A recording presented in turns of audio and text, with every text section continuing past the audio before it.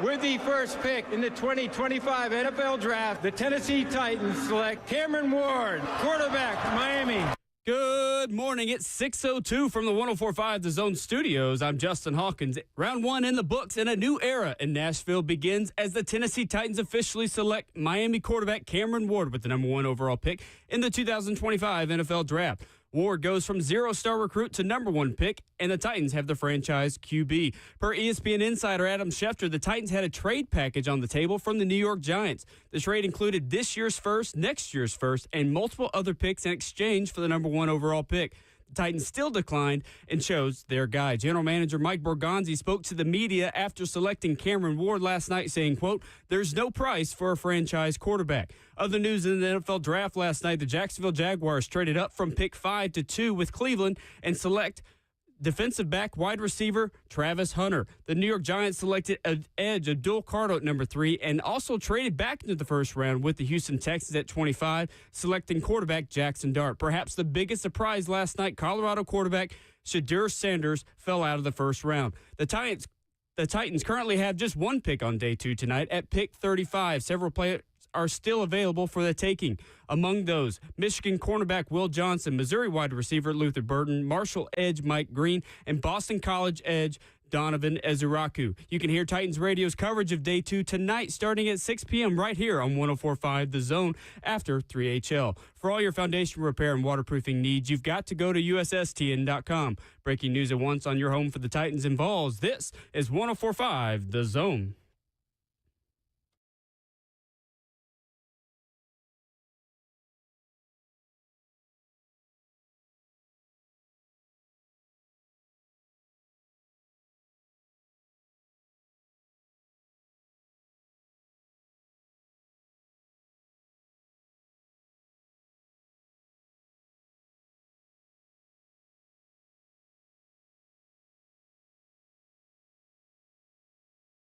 Friday morning on RKW starts right now. Draft day in the books, and it is officially official. The move we all expected happened. Cam Ward is not only quarterback one, he is the new face of the Tennessee Titans. Your thoughts throughout the morning at 615-737-1045 with tons more as well still to get to. There are good players on the board. That number 35 overall pick, almost like a bonus first-round pick. Do they trade it because there's quarterbacks on the board? Do they use it? They can do the funniest thing possible. Just get Shedeur Sanders and Cam Ward. Look, you can put a couple of bullets in that chamber. I'm kidding, to start the morning. Just making sure you're all awake after a late night last night. 615-737-1045. Ramon Foster, Kayla Anderson, Will Bowling. Justin Hawkins is our producer, and Cam Ward is a Titan. Good morning. Hey now, finally over with. Let's go. Yes. Number. You're going to hear a lot of that. No, Chad. Yeah, yes, indeed, man. By the way, first and foremost, awesome show done by Titans Radio last night. Also, Tennessee Titans fans that showed up last night on the west side of the stadium, man. It was a really cool scene. It was dope. Everybody was excited, man. They had the big screen TVs in there. It was lit up like crazy. The cheerleaders came through.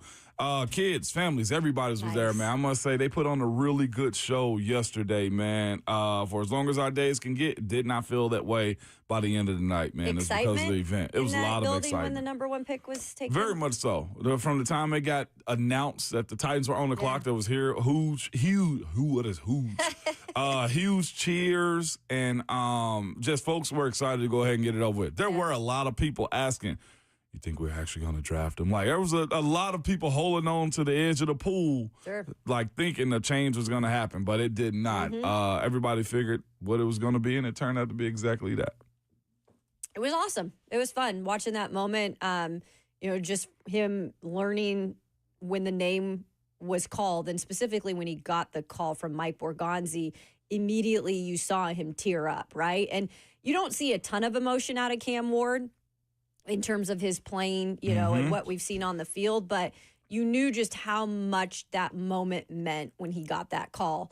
And I know Titans put it out on Twitter too, when they called him and they put his audio, and he was kind of tearing up. Yeah. And teared up with Molly McGrath, too, on that interview on ABC. So what a special moment. This is why we love the draft. Regardless of, if it's the Titans pick or not, it's always so great to see that pure emotion. But just, it was special yesterday for Titans fans, I think, to get that number 1 pick and see that true emotion of a guy who's worked so hard to get here. Oh, no doubt about it. And nothing can prepare you for that moment Right. either. That's the other part about it. Like, that emotions that come out is as pure as you can possibly have.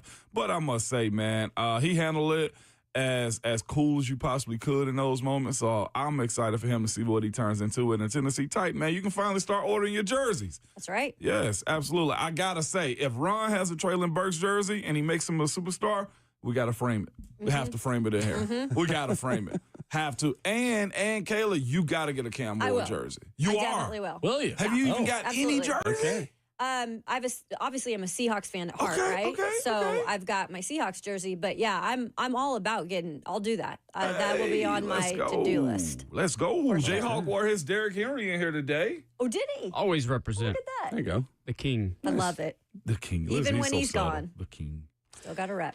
Cam Ward officially made a Titan, telling the media yesterday, it's really proving myself right. They know they made the right choice in getting me, but at the end of the day, I am just trying to be with my teammates, have command of the huddle, and at the end of the day, try and win games. That is our main goal. We are open for your reaction in the F&M Bank chat, streaming the show live on Facebook Live, YouTube, Twitter, or Twitch, and as well on the phone line, 615-737-1045. Certainly exciting. And look, it is a new era of Tennessee Titans football, walking into a new stadium in a couple of years, a new sound of Titans radio, a new feeling around the franchise yesterday. Everything changes the day you add a new face to the sides of those stadiums, and you roll the dice on a QB. We'll talk about it more as the show goes on as well, but reportedly big trade offers. Sets the expectation that Cam Ward is not only the guy, but he's going to be one of the best guys in this league. And Mike Borgonzi and this staff and Brian Callahan, they were gushing over Cam Ward yesterday and everything that they said. They were smitten by this guy, the way Kayla has been for a long time as well. And as they should be, right? Because if you're going to do that and you truly had other options at number 1 overall, and we've heard different viewpoints of this, they could go different directions because they have so many holes.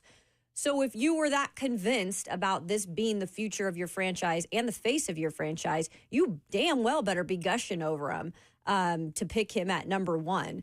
So, yeah, I'd say now you got to live up to it. Yeah. Not just that, but it's the entire franchise at this point. Rhett Bryan told us last night it's the first time the Houston Oilers / Tennessee Titans have picked first since Earl Campbell. And a lot goes into that. And not that you got to, you do got to chase it. He's a Hall of Famer. Yeah. Like the importance that he had to the franchise, man. And I think Cam Ward is built for this type of moment right here, at least on the surface level. Now, there's a lot that goes into his success, his focus, his everything that goes into it. And also, like I said, the team component of it, too, because Earl has some dogs up front that was blocking for him also. So it is it's a full all hands on deck type of moment right now for the guy that you selected number 1 overall. Did not also like the way the Jags just piled on the Titans moment right there in Cam Ward's. That was just me in the moment. I was like, why they cutting away so quick? But either way, the show goes on.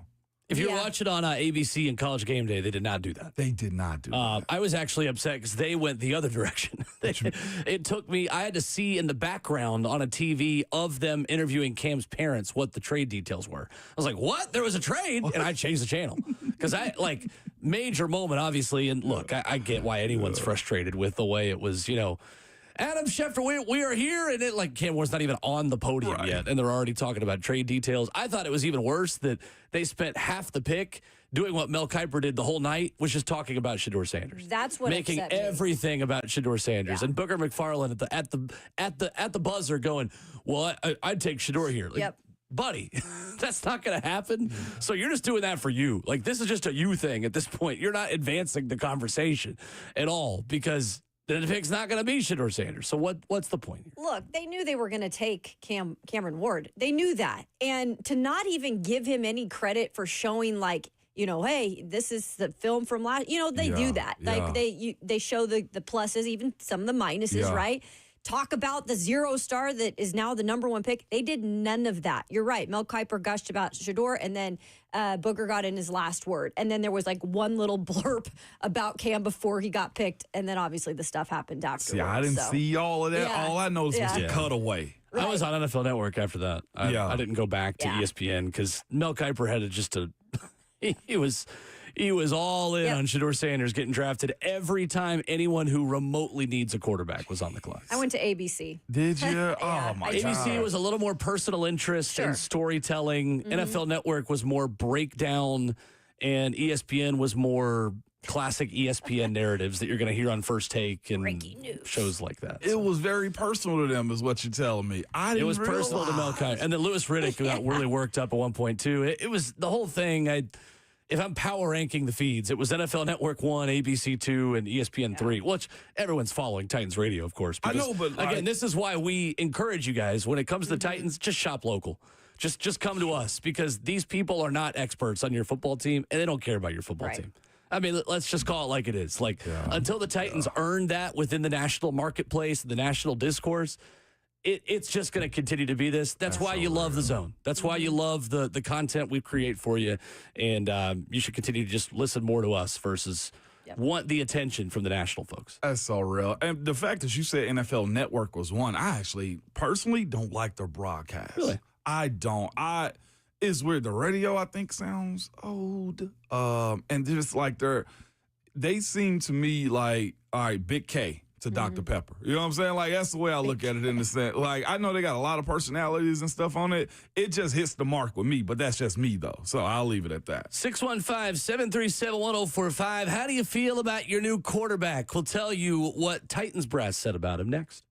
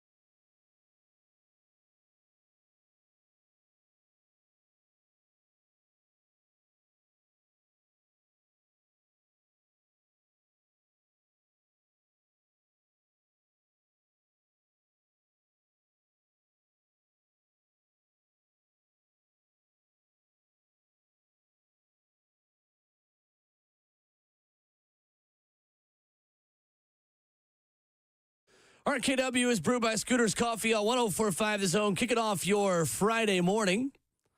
VolQuest Brent Hubs at 7:20 this morning. Ron Slay in hour 4. Your thoughts throughout the day at 615-737-1045. Is Cam Ward in a normal-looking suit with a T-shirt, a Miami lapel pin, and not a pattern or sequence in sight? Becomes a Tennessee Titans last night. Just dressed like a football guy. Just here to be QB1 and nothing else. No frills, nothing. I like it. It fits who he is, right? Yeah. Through and through. Somebody, I think, tweeted at me, goes, well, where's all the bling? I go, that's not really who he is. Though. Yeah, chain. Yeah, big bling still. I mean, that was his. It was that still was there. His thing. Yeah. Just not as much. Wasn't as in your face. And I love all the outfits, too, by the way. I love some of those get-ups. Like, they look good. Yeah, no, some of them boys last night was icy. Do you hear me? I'm talking about they were, and that was NIL money. Yeah. That wasn't even. Yeah, look pro tip too. But like back in the early 2000s, that sound old. Back in the early 2000s when guys got drafted, like they used to get advances from banks. Like banks will give them like lines of credit, and agents would like front that type of stuff, and then you have to pay all that back. Now these boys right here, they coming out of college with it. And it look good. I'm gonna be honest with you. I know. I like some of that stuff. Yeah. We start with Brian Callahan, his opening statement about Cam Ward last night. If you missed it, I will bring you what the Titans front office and head coach had to say about their new QB1 last night, including with Brian starting by saying this was not one moment that won them over on Cam Ward, but instead a process. I wouldn't say there was one particular moment that led to that consensus decision. I watched the tape, and I liked this tape, and I was really intrigued by the talent that I saw. There's just so much of playing the quarterback position is neck up in this league, and the rest of it was where we had to find out the answers. And I would say that the first in-person experience we had with him at the combine in our formal interview setting was super impressive. And that to me was sort of the starting point. Was like, oh, he really might have all the things that we're looking for. And again, there was still a lot of things to get to, but that moment was the first time where I felt like that he might, at that time, he might fit what we're looking for. And then we had to go through the rest of it too. You know, it was only a 15-ish minute conversation, but you could just tell right away that there was just something about him that made me confident that if we kept uncovering the things we need to uncover, that the answers would be what we were looking for. Brian Callahan confirming what we thought and what makes a lot of sense, guys. There is something about Cam Ward that just has him wired a little bit differently, and clearly the Titans were attracted to that throughout this process and felt like he was the right guy to lead their franchise moving forward. No doubt, man. Just hearing and watching and listening to a lot of his pre-draft, all of the stuff that you would say would be worthy of him be a stick and pick, because the offer that was on the table, we'll talk about a little bit later, from the Giants was very appealing. Very appealing. And being in a position right now to where they feel like they got their guy. Like he said, they met with him, they checked with him. They met with him, they checked with him. Like all of those things right there, man, at some point, like it's only so much faking that you could do. And I felt like in his situation more than anything, if he was faking it, they would have found out by now. Because looking at the way Borgonzi, I guess, dissect guys, and Chad too, and of course Callahan can't afford to have a slip up with how you go about selecting the #1 overall pick. He checks that box. And I said this last night, I felt like he's a guy, man, that whether he's the highest rated guy that you could have wanted at that position or not, he fits what I feel like the Tennessee Titans are going to need. Hearing guys talk about him, just the way he approaches the job and his teammates, you might have a fight or two, is what I'm saying. Not necessarily throwing blows, but he is a guy that seems to be very passionate about perfection and about winning. And when you have a guy at quarterback that you select #1 overall, it makes everybody get in line. Like at some point, he's probably going to butt heads with a few guys on just how brash he possibly can be, because that's what we've heard. He's got a whole lot of confidence, and then people sneak that. But he's also cocky as hell, too. That cocky part is where it's going to, I think, tick some teammates off. But you know what I say about those dudes? Either you get down or you lay down. Like, there will be some guys that'll get outed because they might be uncomfortable with guys like him. And I've seen that happen before, too, where we've had a veteran a young guy on our team make veterans nervous. And why are you working so hard? Why aren't you working so hard? It's not the worst thing, is it? No, it's not the worst thing. Will, them dudes, guess what? They'll find themselves one by one walking outside that front door. And that's, I think, what the Titans were looking for too. And because I'm not saying Will Levis wasn't a good leader on the team last year, but I think he was going through so much of his own insecurities with his play and the ups and downs that he couldn't be the leader he needed to be confident. You get what I'm saying? Where you've got Cam Ward, he's still got to prove himself at this level. But if you go back and like look at Cam Ward, he's never wavered from who he is, no matter what locker room he walked into. And I asked him a question about the different locker rooms, you know, at each level. And he first immediately went to like, those guys made me too. Yeah. Like, and I loved that comment that it wasn't just all about, hey, I made the locker room. Yeah. He's like, a lot of those guys put the belief in me. And I think that's just a good way to look at it coming in to an NFL locker room too. He's not going to waver who he is in his confidence and a little bit of that cockiness, but I will say this, I'm confident he'll be in the film room more than any other people. He'll be probably the first one in the building every day. That's just kind of how he earns that respect. Titans General Manager Mike Bergonzi added more insight into the process that yielded Cam Ward, talking about how the organization landed on their new QB1. Obviously, we put the pick in tonight, drafted Cam. You know, we said we wanted to go through the entire process here. You know, with Cam, and we did that. You know, I'll tell you that, you know, when I first got here, I had watched Cam in the past a little bit, but really haven't studied him a ton. So, you know, the first thing that when I came in here was to really watch all the quarterbacks. And I wanted to do it separately with Brian, myself, Chad, the rest of the staff, Reggie, Dave. So that was kind of the process we went through. We watched, you know, every game. You know, that he played it at Miami, Washington State, went back to Incarnate Word. And then we kind of got together and talked about it. So that was the first part of the process. We really started to come together. And I tell you, really before the combine, you know, we made a decision, you know, if we go through the rest of it, we really never met him before, to go through the process and talking with him and how impressed we were with him. Just, you know, just a person, you know, the football intelligence of the person. You could feel, you know, the competitive edge when you talk with them. You can feel the confidence. It's not cocky or arrogant, but there's a confidence there that you need to have as a player and a quarterback. You know, so we went through the combine, you know, his pro day, you know, private workout, you know, got to meet his family. He comes from a great family, great support system. And so, you know, we pretty much had all the answers, you know, answered, all the questions answered, you know, probably a couple of weeks, probably 3 weeks up to the draft, where we felt comfortable and we made that decision. That is the longest quote I have heard from Mike Bergonzi since the second he became general manager. For a guy that is very short and to the point and direct, and that's not a bad thing. He's very direct. He doesn't talk in circles. Ramon thinks it's funny because he's a heavy breather. I think he might have ran up the stairs. It sounds like he was very relieved to finally be able to talk about how much he loves Cam Ward publicly. Yeah. I mean, that again, like, that's gushing. Yeah. For him and for this organization over the person and the quarterback, Cam Ward. And that should get you excited. Your organization, your front office is all in on this quarterback. And they better be, considering what they left on the board trade-wise from the New York Giants.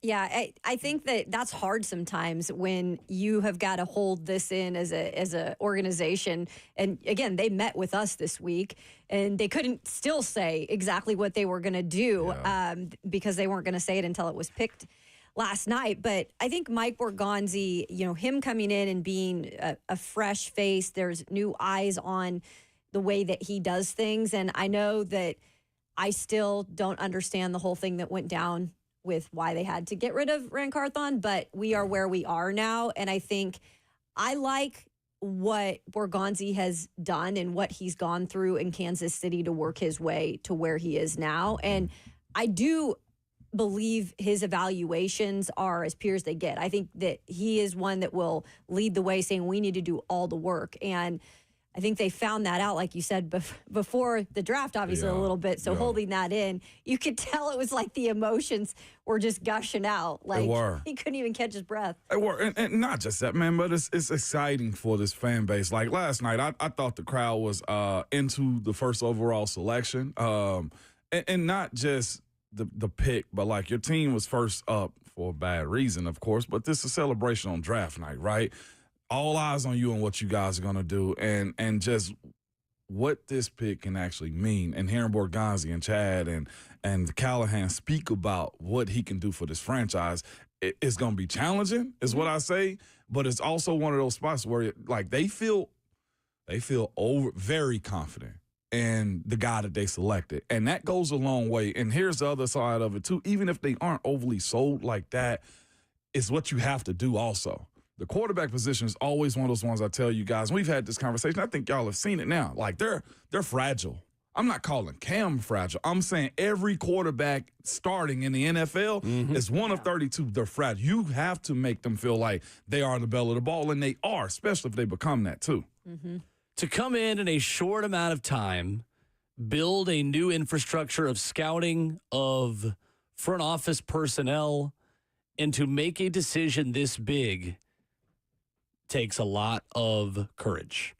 Mike Borgonzi is taking a very big swing and is leveraging a lot of his own future as the general manager of the Titans and the organization's future in Cam Ward. You have got to not only love the quarterback, you have got to love the person. You've got to love the family. You've got to love the alignment you have within the organization in order to take the risk that they did last night. Taking away, kicking the can down the road, and believing in Cam Ward. That also means, guys, the rest of the weekend's about getting him help. And I liked what I heard from Cam Ward last night. I liked what I heard from Mike Borgonzi and Brian Callahan about Cam Ward. I think there's a lot to like about this kid. And the fact that you get him as cheap as you do for the next, we hope, 5 years, with the ceiling that he has, that's the beauty of the National Football League. You are entering now a prime opportunity and a window to compete. You're not going to compete right away. It's going to take time. Rome will not be built in a day. But you now have a player who is going to walk in and be the unquestioned leader of the Tennessee Titans. There's no more ambiguity about, well, is it one of the young linemen? Is it one of the defensive guys who's not having their best season, but he's been around? The second Cam Ward gets his playbook and shakes hands with his teammates, he's the guy. Yes, sir. Like it or not. And it is up to the Titans now to put him in the best position to succeed, because this franchise's hopes and dreams are on Cam Ward moving forward. Yeah. No question. There's no running from it. There's no being afraid of that. The pressure is on. And that's a privilege when you are drafted number 1 overall. We'll see if he lives up to it. And I think that's kind of the best person that you could have that is built for it right now, right? Because the things that he's been through, the way he kind of goes about adversity and challenges, like, he has confidence in himself, but he's also been the first to admit, I've worked really, really hard to get here, and he has. It's not just been like, here's a ticket to the top. It's like, here's 3 stops and all the other things you overcome that people don't see, that you're now expected to be the face of the franchise. I do confidently feel saying that he is ready for the moment, probably more than some other guys I've even seen that may be a little more talented. Let's go to the phones. Get your thoughts. We'd love to hear your reaction to Cam Ward officially becoming a Tennessee Titan at 615-737-1045. Mark leads us off first up. Hey, Mark. Morning, guys. Morning, RKW. How are y'all? Good morning. Hey, real quick, I won't be quick. I was at the point of trading down for months because I knew we needed to build and get draft picks. But after last night, I'm glad we got Cam Ward. I think he's the best fit for this organization over anybody, and he will lead this team. We just got to support him.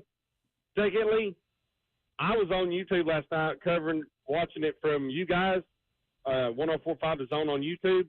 You guys have the best coverage of anything about the draft, from Rhett Bryan, Coach Mack, Ramon, Amy. You do a great job. The last couple of years I've been watching you online about how you do the draft. Hands down, the best of everybody. And tighten up. Thanks, guys. Where are you from? Over here in East Tennessee. I live between Knoxville and Chattanooga over here in Spring City. You're saying yens, and I'm just like, that's a Pennsylvania. You keep saying yens guy. I'm just where you from? Thank you, Mark. Appreciate the call. I live about an hour down the road, but I was trying to get up there at the Orange and White and get an autograph, but I missed you. Well, I'll see you in the fall. Yeah. I love it. Thank see you, you Mark. later then. And Mark is 100% right. Titans radio was awesome last night. You guys crushed it. Yeah, I was in the shadows, really I think, because of the sunlight behind me. Yeah. I saw it on film. I was like, perfect. And I felt like Peter Griffin in the corner right there. Paying no attention to the man in front of the bright screen. Yeah, right, exactly. But we heard you. That's all that matters. Adam Schefter could not interrupt the Titans radio broadcast the way he interrupted the ESPN broadcast. No way. No Mel Kiper with tears in his eyes talking about Shedeur Sanders. I gotta go back and hear this, man. It's something. It's something. Mike, up next this morning. Hey, Mike. What's up, Mike? Hey, guys. Love your guys' show. Listen every morning. Thank you. Yes. And over the past 3 months, listening every morning, y'all have had a couple of really good draft analysis on. And two of them, they kind of said the same thing a couple months ago. One of them said the best thing to do was get as many top 100 picks as you can. And the second guy said, the difference between a first-round pick and a third-round pick is about 50%. It's about the same thing. So you want to get as many top 3 picks as possible. So just going off what those guys said, and I thought they were really smart when you guys had them on, why did leading up to it, we said if we got an offer like what the Giants offer, we would have jumped all over that. And we need so many holes, everything else. We need so many players. Why do y'all really not think, just, besides gushing and emotion, why do y'all think we took Cam Ward when we need so much help and those offers were there? January, February, we were all gushing over getting an offer like that. Yep. So I'll hang up and listen to see what you guys appreciate that. Thank you, Mike. Appreciate the call. I think there are two things that matter here. First of all, the timing of when those offers happened, I think, is relevant. So when did the Titans get this reported offer from Adam Schefter for a first-round pick next year plus multiple other picks, right? Like if this was happening when you still could have signed one of the top-tier free agent quarterbacks, maybe it's a bit more enticing. If that offer came a couple weeks ago, you kind of already made your mind up. The process had already happened. The hay was already in the barn at that point. So maybe you're paying more premium prices because as the Giants, hey, I can win this in the court of public opinion by putting out there what the offer was. We don't know when the offer happened, right? Like Brandon Allen and Will Levis are the only guys in that room, and Tim Boyle. So now, you were cornered into taking Cam Ward, no question. At this point, I think secondly, Mike Morganti said it last night, there is no price when you have a franchise quarterback. And we'll play that audio coming up later in the show. But when you think you have a franchise QB, there is no trade that you will accept. And they legitimately believe that Cam Ward is that for them.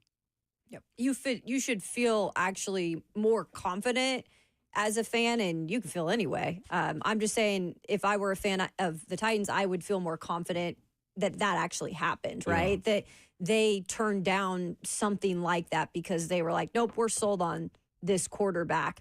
Because, again, they could have went any direction. They absolutely could. And, again, a lot to, Will, like you said earlier, there's a lot of pressure into sticking and picking, knowing that those deals are out there. We're going to get to those later, but what do you believe more? The fact that he's that good of a quarterback or the fact that you don't know if next year's quarterback class is going to live up to it? Again, having your guy right now is a whole lot better than hoping you get the opportunity to get the top billing dude next year, right? Because we heard all of fall last year was Shedeur Sanders' #1 overall pick. Heck, Cam wasn't nowhere near this. It was Shedeur, it was Milroe, it was Beck, it was a few other guys in that conversation. And all the one that lasted was Cam. And heck, Shedeur ain't even drafted right now, and Jackson Dart at this point was before him, yeah. It does feel to me, and maybe it's just what we learned publicly, but it does feel to me like Cam Ward's stock grew with everyone as the process unfolded. And I think his stock was at its highest over the last 3 to 4 weeks, which is probably when this trade by the Giants was proposed. And at that point, look, you've made your mind up, and they're trying to overpay to get you to change your mind. And once you've made your mind up in the process, I think the Titans did the right thing by not overthinking it. Again, we'll get more to that as the show continues. And more of your phone calls at 615-737-1045. What was the biggest surprise of the first round of the NFL draft? That's next.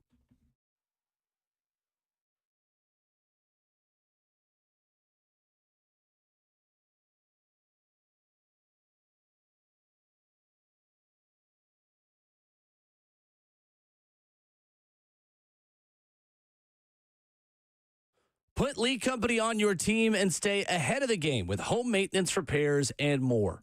What's going on? It's Will Bowling. For $12 per month, you can sign up for a Lee Company home maintenance plan and receive 4 visits to your home every year by an experienced technician.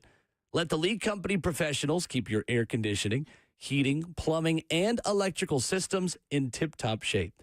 Get the best players on your team today and learn more at leecompany.com or give them a call at 615-567-1000. Lee Company has over 80 years of experience. These are the folks I trust because they've been doing business here in Middle Tennessee since 1944. They're open 24/7 with 14 community locations in Tennessee, Kentucky, and Alabama. So stay ahead of Mother Nature with the good folks at Lee Company. Put them on your team for just $12 a month. You can sign up for that Lee Company home maintenance plan. Get 4 visits a year by an experienced technician. 615-567-1000, online at leecompany.com. That's Lee Company, all you need.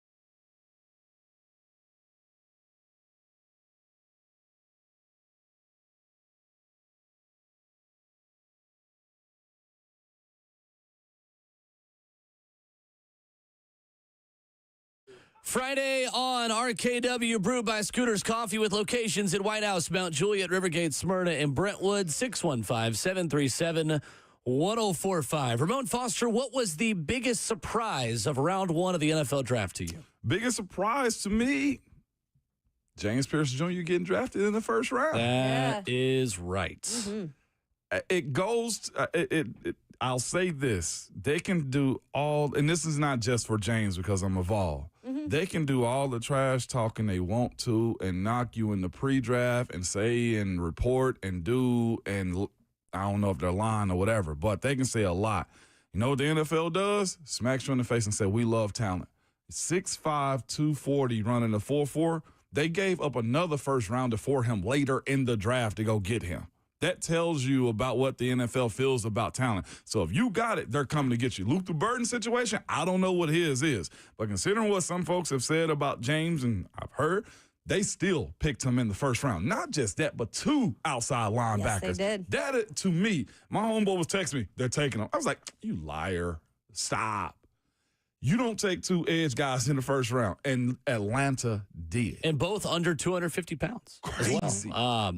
They took it personally how bad they've been at edge rusher for the last 20 years. Yeah. The Falcons, I thought they significantly overpaid to trade back up into the first round, but it's that P-word potential. It is the ceiling that James Pierce Jr. has, because let's be honest, it's the same conversation we're having about the Titans and Cam Ward. According to the charts, according to the numbers, you probably didn't do the right thing, but that player has such a high ceiling that if it works, then you take it to the bank and run with it. And James Pierce Jr. has top 5 overall level potential. So if he hits, then yeah, it is worth giving up your first round pick next year. I wouldn't have done it. I think it's a very, very bold move, but I wish James Pierce Jr. all the best and hope he lives up to it. Because if he does, then they're going to look like geniuses, and they're finally going to have a pass rush for the first time ever in Atlanta. Just as excited as the Titans were to take their pick and gush about him, if you were watching the broadcast, they showed the war room when Atlanta was about to make the pick as they traded up. They were thrilled. There was 2 things that happened I heard from that. The coaches from allegedly wanted James at 15. Really? GM trumped that. Jalen Walker is a special, well, now they got special both. player that fell to them at 15. Right. You saw the coach's reaction to that It's one. kind of the thing with Falcons fans, too, that they don't take enough Georgia players in their mind. And so it's actually kind of funny that they finally went back on what they usually do and not take the Georgia player. And they took the Georgia player. So no doubt. A lot of folks in that state will be very happy about that. But also to the point about what you wouldn't do, I thought that too initially. I said, why? Why would they have to be picking early in the draft anyway? Like, they're probably thinking we got our quarterback going to be a whole lot better, so they're probably thinking to be picking later in the draft. So they give up a later draft pick so they can build that same thing. Quarterback equity. Yeah. They're in the bonus right now. Yeah. Kayla, what was your biggest surprise last night? Look, and I could do the other obvious one with the Jags trading up. I'll cover that one in a minute. Yeah, but I know that one will get covered. This one's a little bit, maybe passed by. I was really kind of shocked with what the Chicago Bears did at 10. Really? I was. I don't think, and it's nothing against Colston Loveland, the tight end out of Michigan. I think he's a talent, absolutely. I just think, if you were going to go get a tight end at that spot, I am way more of a Tyler Warren fan. I think he's a little bit better of a tight end in that situation to take him there. I also was a little shocked that, if you really did want a guy like Ashton Genty, why didn't you guys move up to get a guy like that? Because there was a lot of connection to Ashton Genty and the Chicago Bears. I just think at that spot in the top 10, for him to go specifically out of the tight ends and a tight end at that, I wasn't extremely thrilled with that pick. And they showed the audience, too, when they made that pick. And everyone was kind of like, okay. I thought it made sense, honestly. Loveland, for a lot of people, was tight end 1 because Tyler Warren had an offense kind of built around him that didn't have any other weapons on it. Like a Penn State receiver did not catch a pass in the semifinal game. Wow. Truly. A Penn State receiver did not catch a pass. It was just running backs and tight ends. I saw this last night. Last year, the Lions ran 32% of snaps out of 12 personnel. That was the 3rd highest among all NFL teams. So they did that with Brock Wright as their tight end 2. The Bears now have Colston Loveland and Cole Kmet and they run a lot of 2 tight end sets. Makes sense for them to have a second tight end. That to them is like a lot of teams having a slot receiver in their base personnel. That's what I was thinking. I thought it was more they're building an offense for Caleb more than like the actual it's prospect easy of yardage. Warren. Yeah. It's a safety net for sir. Caleb, who his skill set needs a safety net so he doesn't run around in the pocket for 10 seconds and then throw a pick. I think of that like Tyler Lockett here for Cam Ward. You know what I'm saying? Like, Not I would my have taken favorite Tyler. pick, but for sure, I get you. I would have taken Tyler Warren too, but there are a lot of people. Buck even said the other day, he was like, "It's consensus, by the way. Colson Level is the best tight end, right?" Which it wasn't, but clearly it was for sure. yeah, no, for them The it was. numbers of Tyler Warren did it though, and his production. I don't know. Maybe I watched a ton of him last year, and God, every time I watched him, I was like, damn, this guy's so impressive. You know, Tyler Warren. Tyler Warren. Oh yeah, it's hard not to watch Penn State games and not be impressed by him. He's all they had on offense to catch passes from Drew Aller. For me, it's Travis Hunter. I mean, it's the obvious one. I think this is a rare circumstance in the NFL where it's a good trade for both sides. Be quite honest with you. Cleveland gets the number 5 overall pick, a second-round pick at number 36, so they're right behind the Titans now tonight, a 4th-round pick, and a 2026 first from Jacksonville, who gets 2 to take Travis Hunter, 104, and a 6. Cleveland desperately needs good football players to overcome the Deshaun Watson element in their room. And Jacksonville desperately needs weapons to get the most out of their quarterback. They're already paying a lot of money. I mean, it's that simple. I think the Browns are on the better side of the trade, but I understand why James Gladstone and Liam Cohen did what they did to give their new head coach and young quarterback weapons, because they're in on Trevor Lawrence. There is no moving on from Trevor Lawrence. You better make it work. I mean, he is the guy, and they gave him a good weapon that I'm not thrilled to see twice a year. To be quite honest I with you. know, geez. No. Cam I think it was a good move for both sides. Actually. What's that? Cam was actually asked about He that was? in the Zoom conference call. Yeah. What do you have to say? He said, so I'll find the exact words, but it was funny because he was just like, yeah, I mean, I know. And we faced him at when I was at Washington State. Like, good for him, but, I'll get my job done. Nice. So Nice. it's not like he's playing directly. Right. against him. I mean, well, he might play. He might play on the Yes, defensive side he of might. things. We were certainly promised fireworks, and we got them. We sure All did. night. All night. No doubt. We thought the fun. draft started at 5. No, it started as Cam Ward was walking up to the podium. Yeah, literally. 615-737-1045. Mike Borgonzi explains why the Titans did not accept a trade offer that Adam Schefter reports was from the New York Giants. We'll tell you what the GM had to say about it last night. Coming up next.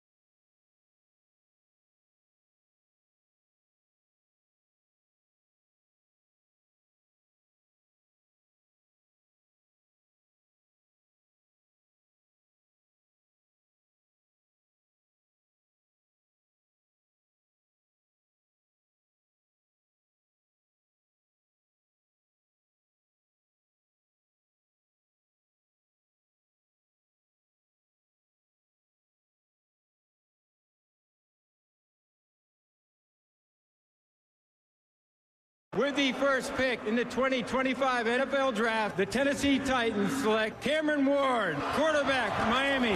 Good morning. It's 7 a.m. from the 104.5 The Zone Studios. I'm Justin Hawkins. Round one of the NFL Draft is in the books, and a new era in Nashville begins as the Tennessee Titans officially select Miami quarterback Cameron Ward with the number 1 overall pick in this year's 2025 NFL Draft. From zero-star recruit to number 1 pick, the Titans have their franchise quarterback. Per ESPN insider Adam Schefter yesterday, the Titans had a trade package from the New York Giants on the table. The trade included this year's first, next year's first, and multiple other picks in exchange for the number 1 overall pick. But the Titans still declined and chose their guy. General Manager Mike Borgonzi spoke to the media last night after selecting Cameron Ward, saying, quote, "There's no price for a franchise QB." In other news in the NFL Draft last night, the Jacksonville Jaguars traded up from pick 5 to pick 2 with Cleveland selecting defensive back and wide receiver Travis Hunter. The New York Giants selected edge Abdul Carter at number 3 and also traded back into the first round with the Houston Texans at 25 selecting quarterback Jackson Dart. And perhaps a surprise, Colorado quarterback Shedeur Sanders fell out of the first round. The Titans currently have just 1 pick on day 2 tonight at pick 35. Several players available for the taking. Among those, Michigan cornerback Will Johnson, Missouri wide receiver Luther Burden, Marshall edge Mike Green, and Boston College edge Donovan Eziraku. You can hear Titans Radio's coverage of rounds 2 and 3 tonight at 6 p.m. right here on 104.5 The Zone after 3HL. For all your foundation repair and waterproofing needs, you have to go to USSTN.com. Breaking news at once on your home for the Titans and Vols. This is 104.5 The Zone.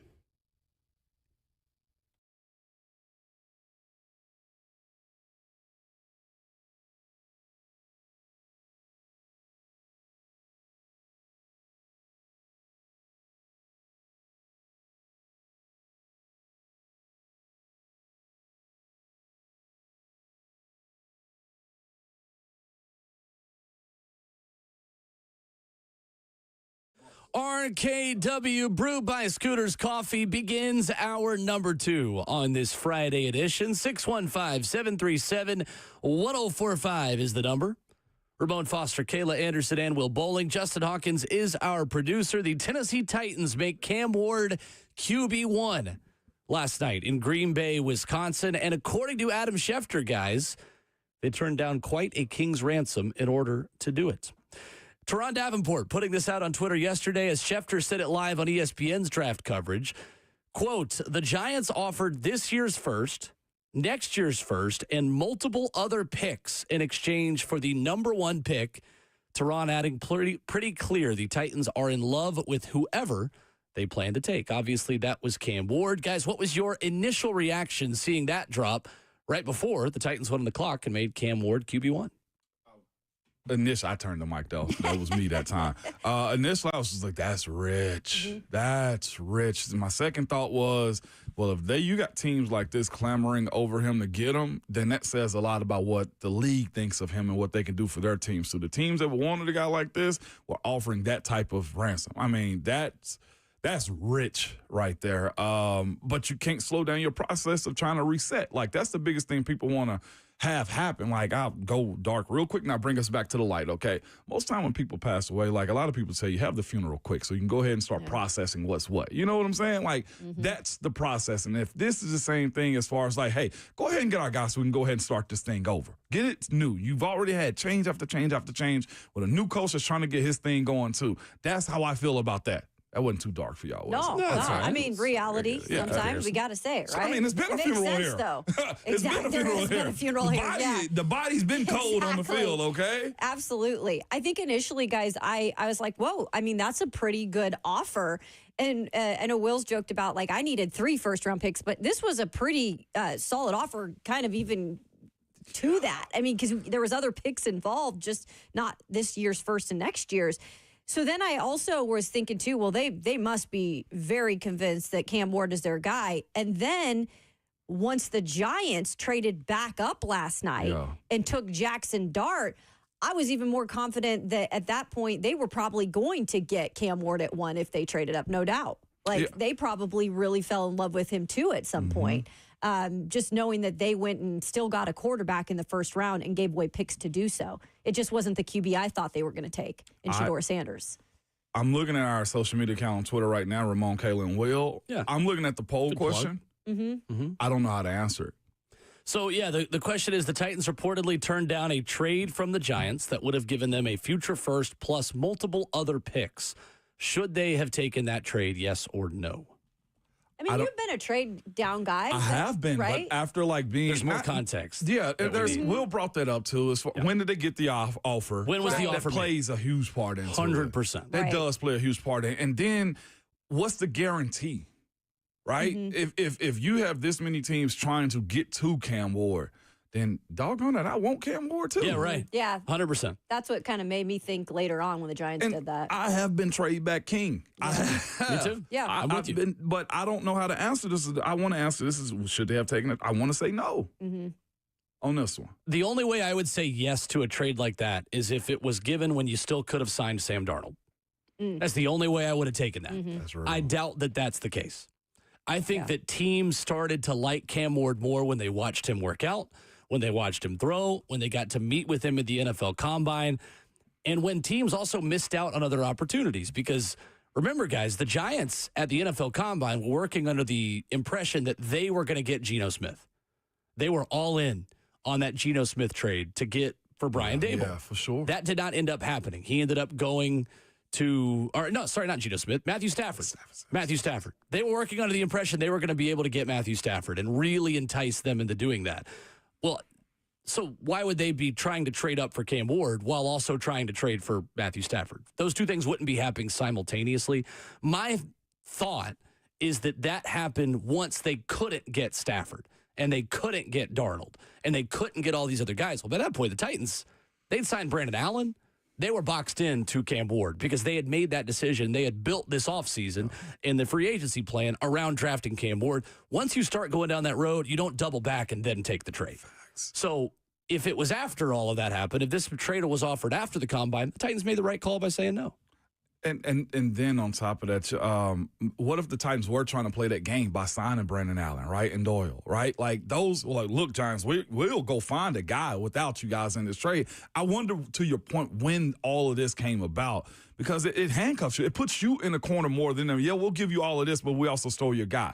And Ron has the 3HL, and Savage has this commercial running. That paints a picture of what it could have been. If you see Cam Ward somewhere else in the playoffs and you sitting here saying, oh, well, we got picks for the future, you'd love to be in the playoffs too. 100%. Sure, absolutely. Right. Would it change your mind if you knew what the other multiple picks were? Like, what if it was another second or a third-round pick this year? Would it change your mind? No. To me, that feels like propaganda.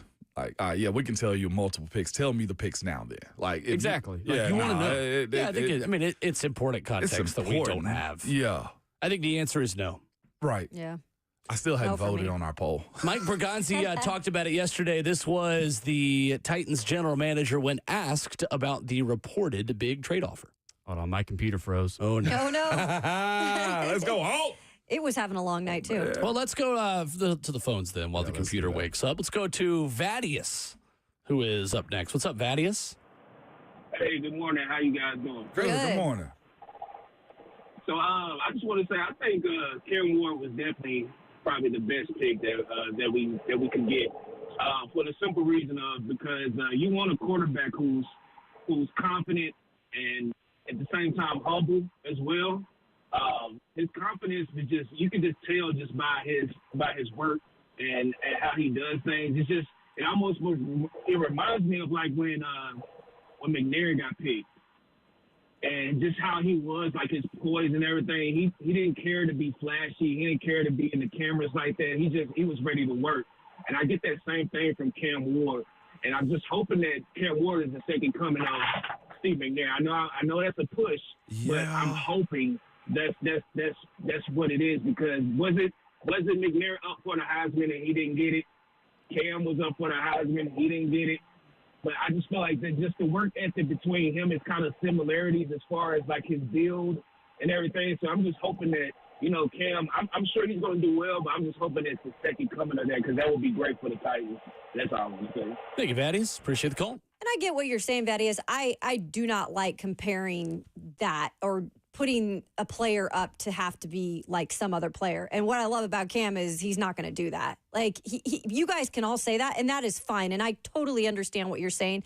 I think the work ethic and just the leadership part, I absolutely get that. But let Cam Ward be Cam Ward. Let him lead this organization to wins the way he's going to do it. And hopefully he can live up to guys like that. He can be put in, the names of the greats here, but just allow him to be him too, I would just say. It's good to have somebody to chase, but I'd beg of you guys, don't put that on them.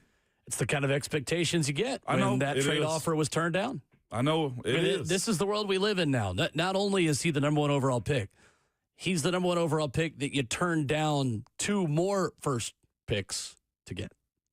Yeah. I mean, that is the reality of the situation. The second the Titans reportedly turned down that trade offer from the Giants, the expectations for Cam Ward went even higher. Right. Yep. Cousin P up next. What's up, Cousin P? Hey, guys. Good morning. Good morning. How's everybody doing? We're good. P. Good to hear from you. Yeah, it's been a minute, guys. So I think, obviously the biggest shock of the draft is Shedeur, and I'll kind of comment on that here in a second. But I was also surprised that Tyler Warren wasn't the first tight end off the board. I really was when I saw that. I kind of thought he was a lock for the first pick, but, draft night's always kind of, it's kind of like off season, right? It's the season of lies. So I was kind of weird out to see that. But with Shedeur, man, like what in the world, man? So obviously we knew he wasn't going to go third to the Giants. I kind of figured that they'd probably go a different route. He got past the Saints. I was shocked about that, like really. And I was for sure when the Steelers were up, I said, man, he's definitely going to the Steelers. Well, that was also a shock. He didn't go there, right? Mm-hmm. So then I see the Giants trade back up. I'm thinking, man, there's no way. Because the camera's kind of showing, Shedeur and Jackson Dart. So I'm thinking there's no way Dart's going to go before Shedeur.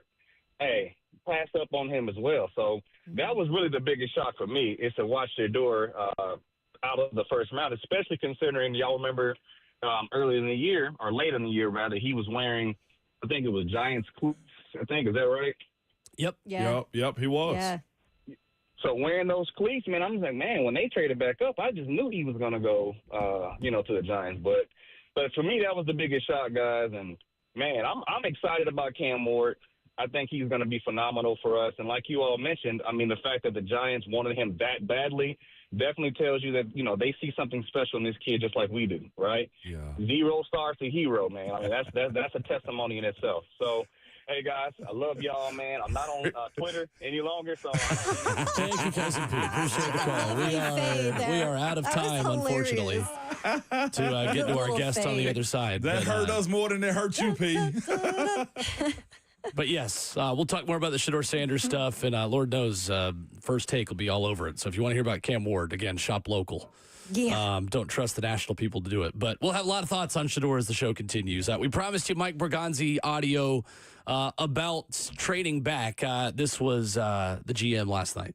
I did want to listen because I think you have to do your due diligence and listen. And I did that. But, I think we came to a decision that, we weren't going to move off that pick and we wanted Cam. What made you so convinced? I mean, the reports of the conversation was pretty high. What made you so convinced that you should pass that up and have him be the guy that you... Well, I just think if you identify a franchise quarterback, there's really not a price that you can pay for that, in my mind. Like I always said, that's the most important position on all of sports. And, if you come to a consensus, and we did, that he has the potential to be that. Like I said, he's a young quarterback and he still has a lot of things to work on. But I think the intangibles with him, his work ethic, his want to become better, we felt comfortable with that. Did those trade offers come before or after the 3-week period where you said, before the draft, where you said you guys had made your mind up? They came before, yeah, and after, but it was multiple times we had some offers. I don't want to go into specifics of the teams and what the offers were, but, we were approached multiple times for that pick. That is GM Mike Bergonzi last night. Came before, And after. So he thought about it. He ain't give an think we answer know at where, all. He does not where want to it give us really came ammunition. before. Is He what it didn't was. give an answer Yeah. at all. Came before. And Well, after. shoot, maybe I shouldn't have said that. And after. No, I just thought it was he's not giving a lead on anything. That is crazy. It sounds like the ones they actually considered came before, and then once they made up their mind, it's like, oh, well, then they're after, but like we didn't really pick up those calls. Sure. Coming up, VolQuest Brent Hubbs will join us. I love getting college football people's perspective on college football players. We'll get Brent's thoughts on Cam Ward, the new quarterback of the Tennessee Titans.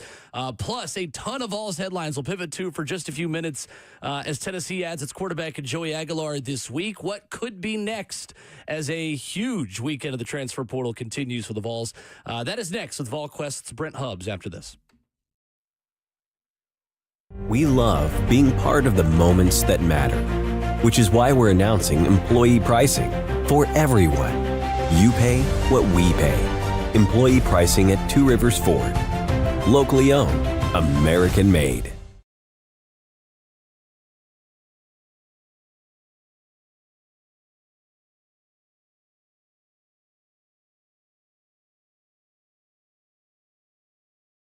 We've got a huge announcement from Two Rivers Ford just in. Two Rivers Ford is now offering employee pricing for everyone. That means you pay what they pay on almost every new Ford on the lot. And at Two Rivers Ford, what you see is always what you get.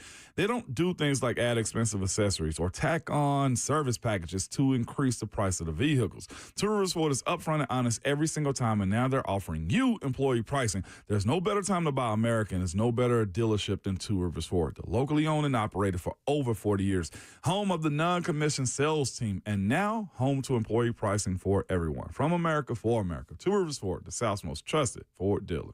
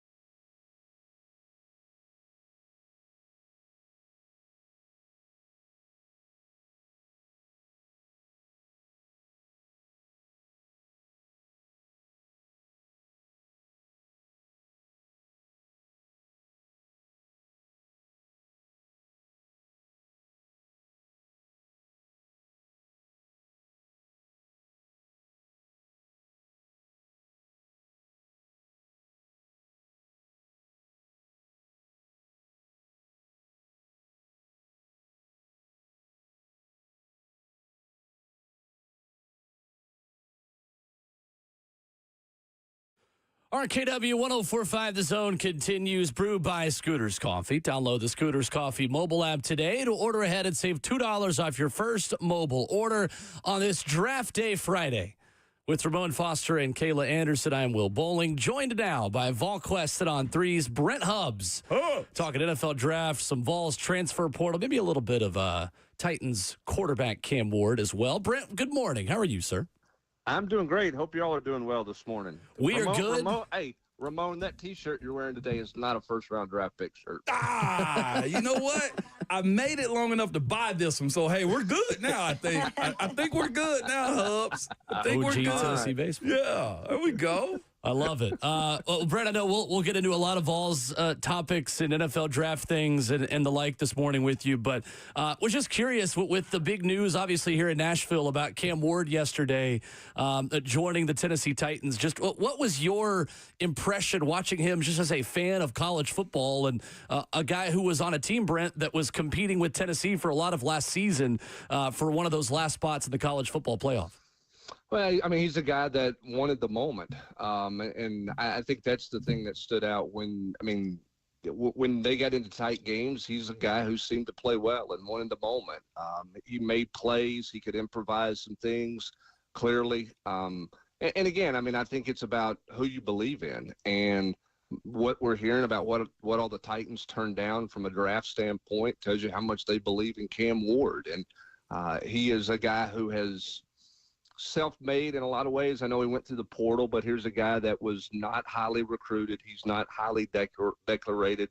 He sort of bet on himself everywhere he went. And, he made a great decision by not coming out in the draft last year. I mean, where would he have been selected last year given that quarterback draft? And the fact that he came back for college has been obviously a big storyline. And he got better as a player, and he was rewarded for not only getting better, but the quarterback draft pool being what it was to put himself as the first number 1 overall pick. So great move by him and his team to stay another year. And obviously the Titans got someone they believe they can build around that franchise. And they've been looking for that at that position since Steve McNair.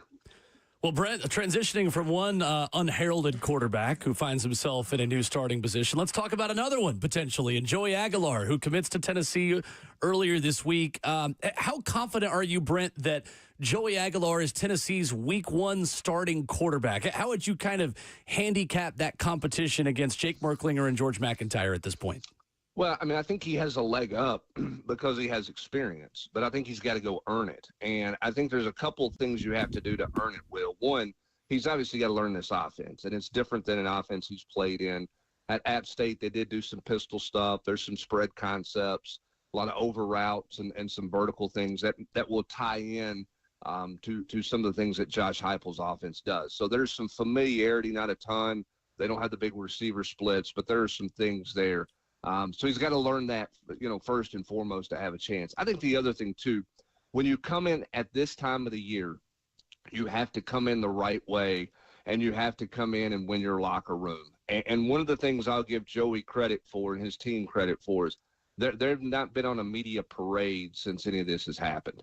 And I think, if you were coming in January and you had 6 or 7 months to establish yourself and try to go win the job, you can handle that probably a little different than you can handle it right now. I think being more quiet and just showing up, going to work, and winning your teammates over is a lot more important than being on a media campaign or being all over social media talking about this. Just head down, go work, because you got to get a lot of things done in short order. And one of the things you have to do is you got to win your locker room over. So you don't come in getting out of the limo. You don't come in riding on the white horse that you're the savior for anything. You come in, win over your teammates, and go win the job. And he's going to have to go do that. I think based on his experience, it makes sense that he's the guy, but he's got to go prove it. It's not a guaranteed lock, and I don't think he can treat it that way.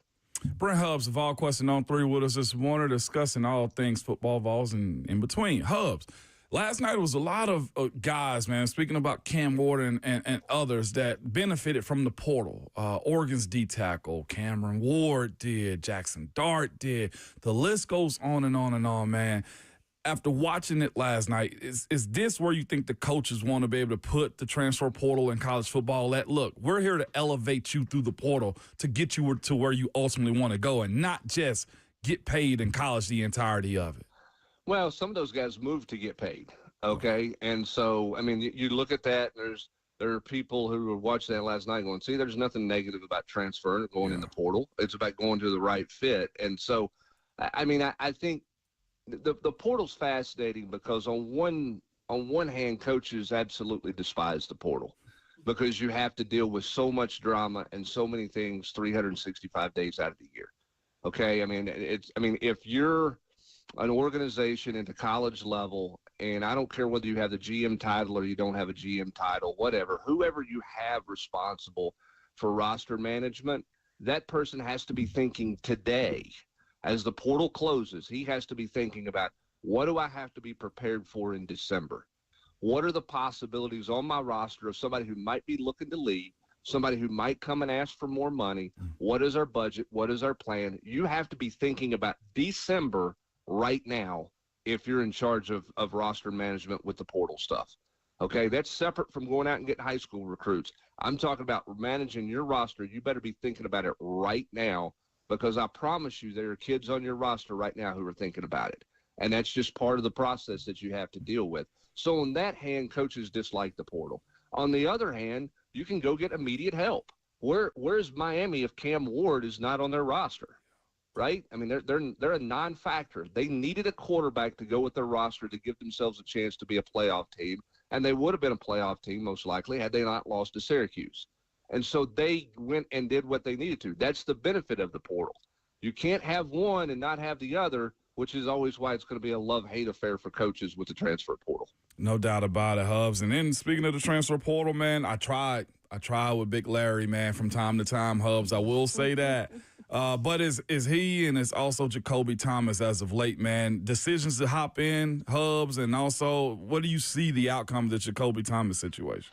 Well, we'll see what happens with Jacoby. I mean, I do think it sounds like there's an opportunity that he could possibly return. That's a little bit out of the norm of what we've seen with Josh Heupel. But we'll see what ultimately ends up happening there. I think the hard thing for kids 18 to 22 years old is making their own informed decision and not just going with someone who's telling them what to do because they think that person has more information. And what I mean by that is, are you all about a money grab? Are you trying to go get something? Are you looking at, hey, I like where I am right now. I'm going to stay. I'm going to stay in the moment with where my feet are, or am I going to go chase something else? And I think there's and I'm not going to rip on all agents because it's not fair, but there are a lot of agents who their whole thing with all of their clients, because they make more money off of it too, is if you go, I can get you more. And more is not wrong. Okay. We all want to make more money in this world. I don't care if you're putting a roof on a house today. I mean, you might go to a different place for $2 more an hour, right? We're all looking for more money. Everybody wants to make money. But I think when you're 18 to 22, you don't have enough life experience to really go, you know what? It's not always about how much more money I make next year. It's about playing a longer game. And I think that's the challenge that everybody is dealing with right now in the college landscape. Much like, college programs are trying to figure out the whole GM thing. I think college players are trying to figure out, greener pastures versus staying where I'm at right now.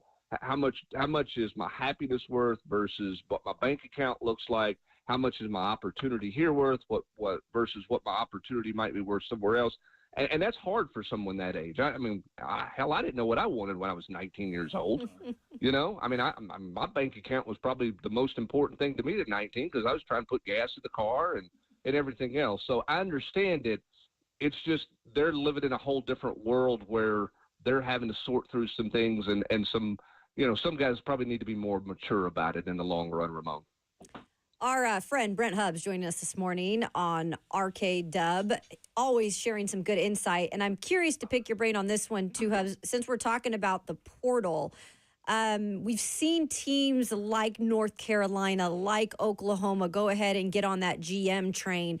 Do you feel like the Vols can be one of those teams that do that? Do you feel it's necessary? Well, Caleb's great question. For the longest time, I said no. And I think you can do it without having a GM title.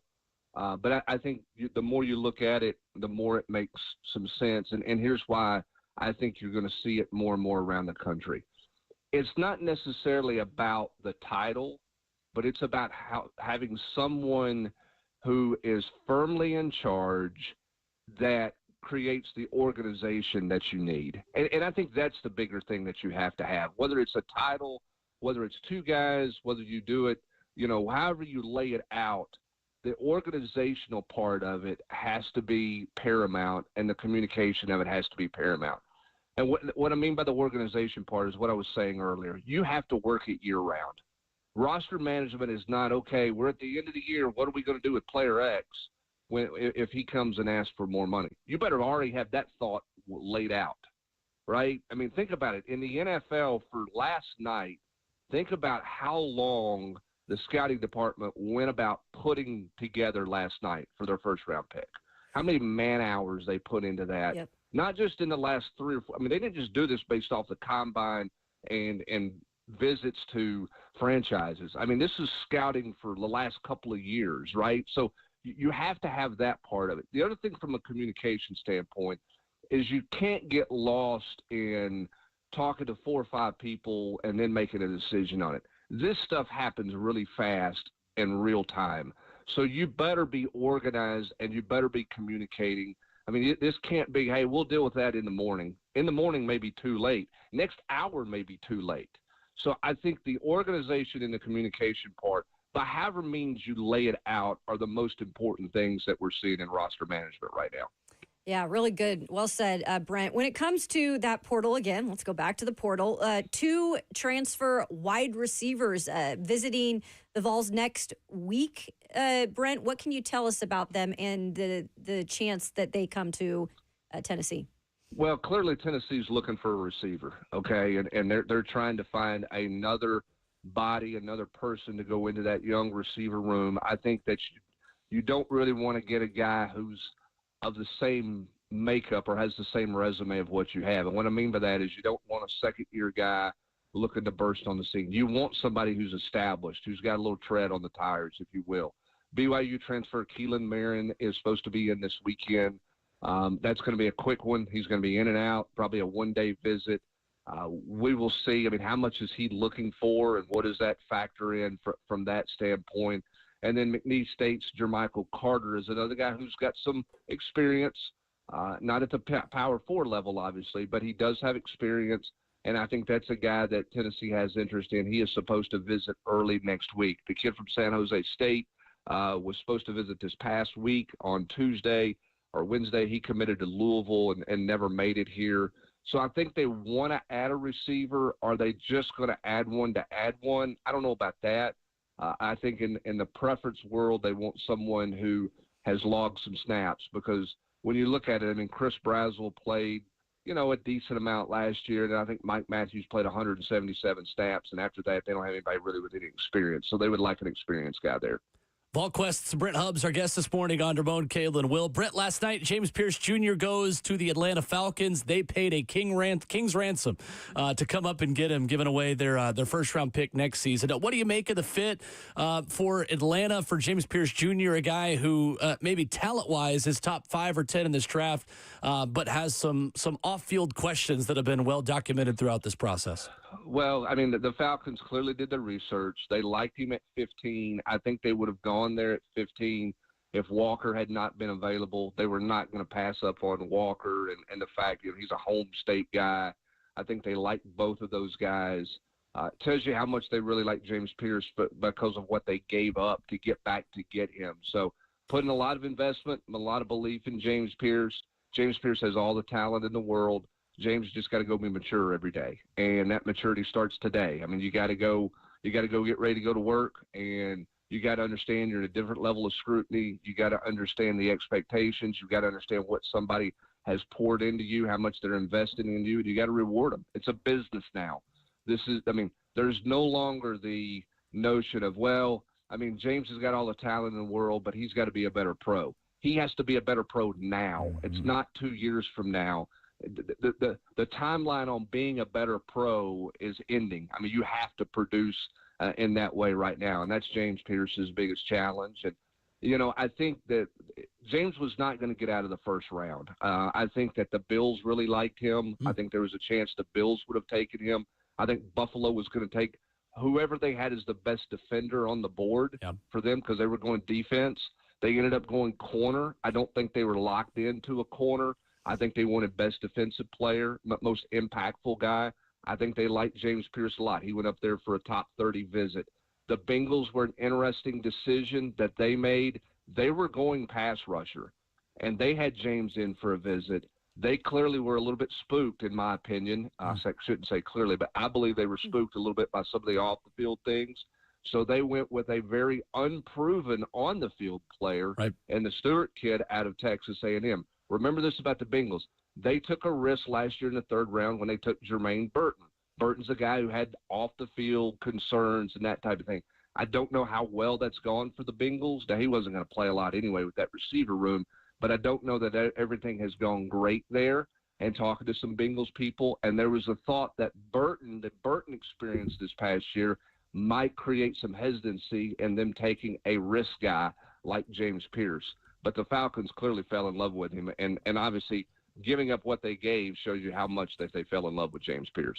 Brent, I know the Titans met with Tennessee defensive lineman Omar Norman-Lott, one of the many Vols who now will be kind of open in their window opening to maybe get picked. Just how high of a ceiling does he have as a guy who was very productive percentage-wise when he was on the field, but maybe doesn't have the volume of snaps as many of his other peers in this class? Yeah, and that doesn't bother me. Right. I mean, you know what I'm saying? I mean, you got to look and examine why does he not have the volume of snaps? I mean, was there some reason? Did he live in a doghouse? Was he a problem that caused that? Or is this just a part of the rotation that they had? I do think he can be more consistent downs 1 through 3, but he is a guy with quick twitch who can affect the quarterback on third down. There are moments he's played the run well. He plays in a system that's a very vertical-oriented system. They do not ask him to necessarily just hold a gap. It's very much play upfield. So you're looking for a defensive style that plays that way.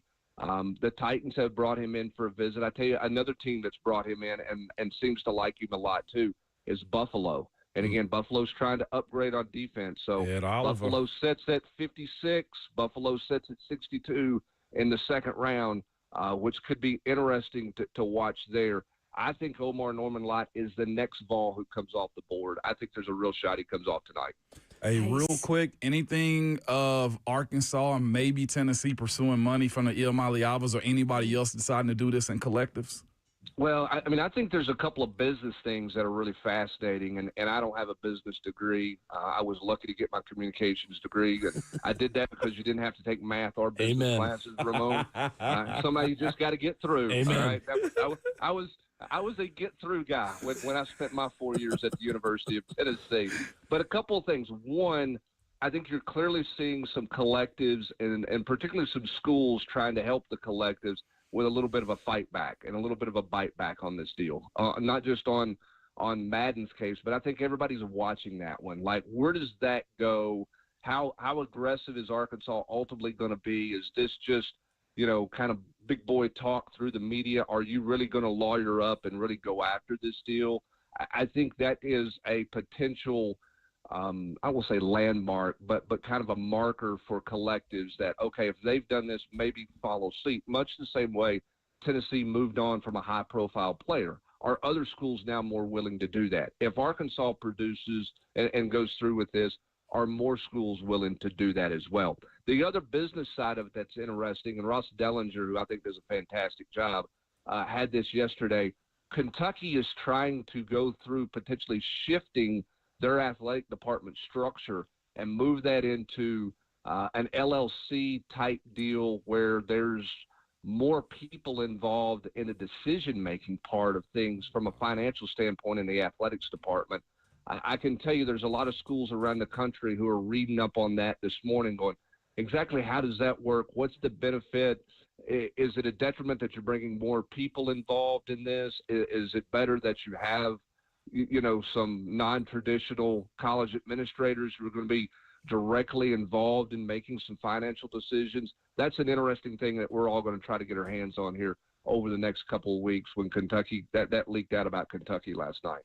We covered all with Brent Hubbs of VolQuest, Fridays at 7:20 here on your Moan, Kayla, and Will. Check out the War Room at VolQuest.com. The best inside info and best coverage of Tennessee athletics. Brent, great stuff. Thank you, sir. Appreciate you. Thanks, Appreciate it. Brent. I appreciate y'all. Enjoy the draft tonight, and we'll talk next week. Yes, Absolutely. we will. All right. There's Brent Hubbs with us this morning, brought to you by Ascend Federal Credit Union, your financial partner for every stage of life. Coming up, ESPN covered the Travis Hunter trade as Cam Ward was walking to the podium to become a Tennessee Titan. We have our thoughts next.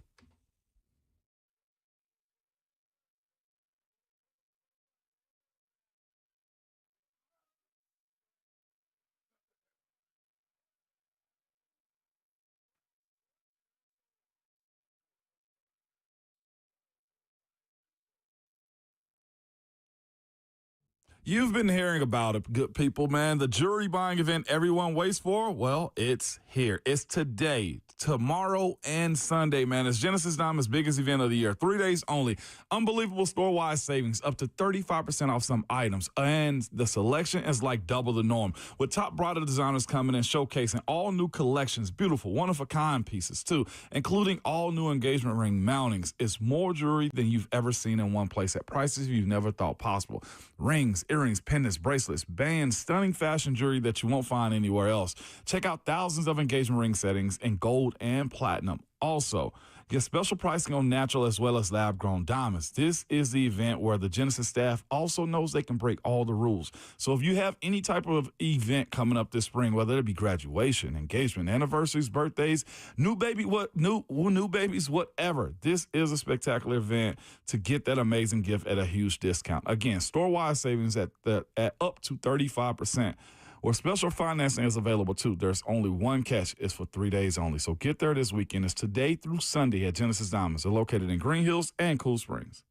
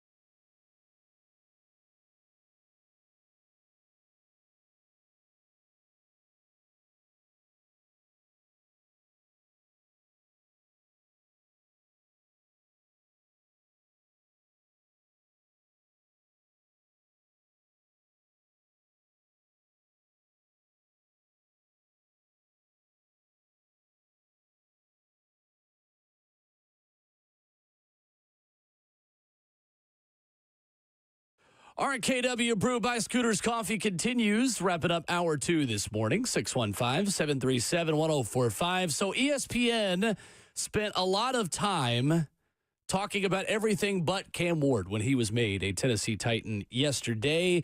What did you have an issue with, or did you at all have an issue with the way ESPN covered the Titans' number 1 overall pick last night? Go ahead. I had an issue. Sorry, Moan. I'm passionate Go about this ahead. because Cam's I don't. your guy. Yeah, and even if he wasn't, Will, I just think whoever was the first round pick, that is a moment that is looked to so many people as unachievable, right? And if you do get that chance, give that man his damn moment. And I understand there are better ways to watch the draft for certain things. Will, I agree with you on that. The NFL Network did a great job. So did ABC. But ESPN is ESPN. And a lot of people turn that on immediately that might not be in the weeds as much as we are as sports people. And so for Cam not to get his full moment, and I understand the breaking news part. Being in local news even, we have to find ways to balance sometimes. And the way they did that, though, they took everything away as he was walking to the podium and talking during that time. And then they stopped a little bit to let him have the moment real quick with Goodell, but then they didn't even have the interview on ESPN after that. They did on ABC. But also, Will, it was bookend at the front with them not talking about him either. It was all about Shedeur Sanders and how he should, be going. He's the better quarterback. So from front end, bookend to back, I just didn't like how that was covered in that moment for being the number 1 overall pick. Yeah, ESPN, they're teetering the line on fanning out versus doing a job professionally. And that's the way I felt about that one. More than anything, I know they have a whole lot of connections to Colorado with Travis and with Shedeur, too. And when you heard that come up time and time again, and I get it, some of it's warranted. Prime is very, very attractive to a lot of people with how he invites you in and the relationships he can build with. Heck, I'd probably be that way, too. But, like, the professionalism of number 1 overall pick, I thought ESPN dropped the ball on that one. And I think it speaks about what they see the Titans be, because they never have done this to the Buffalo Bills. Absolutely not, would have not have done that. If the trade had happened and the Giants were picking number 1 overall, it wouldn't have happened there. It just goes to show and, like, to let you know, like, in this league, like, you got to go win. And when you become a part of that cool kids club, you get everything. And I think that's why it was important for the Titans to stick and pick with Cam Ward, because if he's the guy you think that can take you to that new place of respect, right? It only comes through wins and championships. Right. I think you got to earn it. I think it's unfortunate. So I didn't originally have a big issue with it because I didn't watch it live. Admittedly, earlier I was on ABC. I saw a little Twitter clip where Cam was getting on the stage, and I thought it started there. Adam Schefter talking about the trade. Like, okay, he's walking out. Like, they at least gave him his moment a little bit. Then I watched it back, the full clip again, and the guy hadn't even buttoned up his suit jacket yet before Adam Schefter was already talking about a trade. It was pretty bad. Maybe I'm used to it.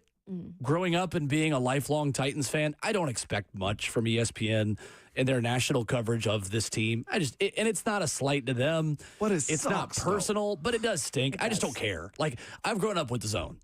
I've listened to this station since I'm old enough to remember what I was listening to in the car. Like, I was raised to only care what the local people are saying about my professional football team.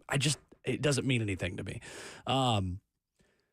I think the bigger issue even than the breaking news stuff, because they have an obligation to put that out as quickly as possible, because that is a major story. It was the story of the night, other than maybe Shedeur Sanders not getting drafted. I thought the bigger problem was them spending the Cam Ward pick talking about Shedeur Sanders. That was where I had the bigger issue, because that's not even Titan specific. That's them just being obsessed with the Deion Sanders storyline that I am just so tired of. There's just so much toxicity and negativity and crap around Shedeur and Deion and that whole discourse. And you have Booger McFarland and Mel Kiper spending time where Cam Ward's about to be picked to make it about them and their personalities and their own opinion of Deion's son. That was pretty disappointing to me. And I think that's the bigger mistake that ESPN made. Like, Cam Ward's getting picked.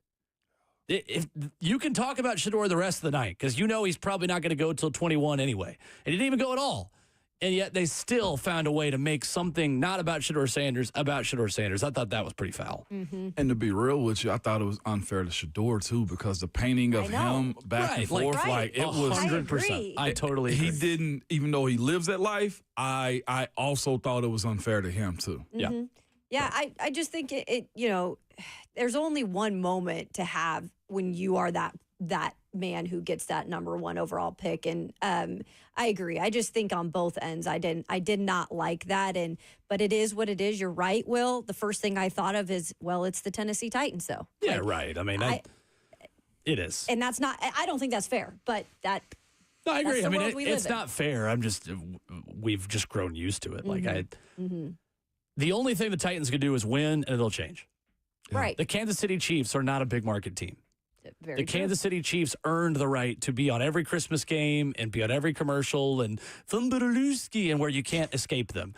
And if Cam Ward is as good as he could be, we won't have this discussion much longer. Right. That's the positive side of it. When you stick your hand in the alligator's mouth, the alligator bites you. It's not the alligator's fault. It's your fault for expecting that it wouldn't bite you. And I'm not trying to scold Titans fans. I'm not trying to tell you guys how to feel, because you should feel pretty hard done by that. But none of us are surprised who have been around this team for long. Yeah. I'm sure First Take this morning is all about Shedeur. And I tell you what, I'm glad it is, because that's great for us. That's great for this radio station. That's local. Great for us, the Buck Rising Show, for Cover 2 and for 3HL. You're going to get real Titans football analysis and not how this affects the Cowboys, Shedeur Sanders, and how they can put LeBron James into an NFL draft discussion, because I'm sure that'll happen this morning as well. Once you lower your expectations, it's a lot harder to get disappointed with how ESPN covers this local professional football team. 615-737-1045. What the AFC South did yesterday is very interesting. Travis Hunter, Tyler Warren, come on down. We'll talk about that next.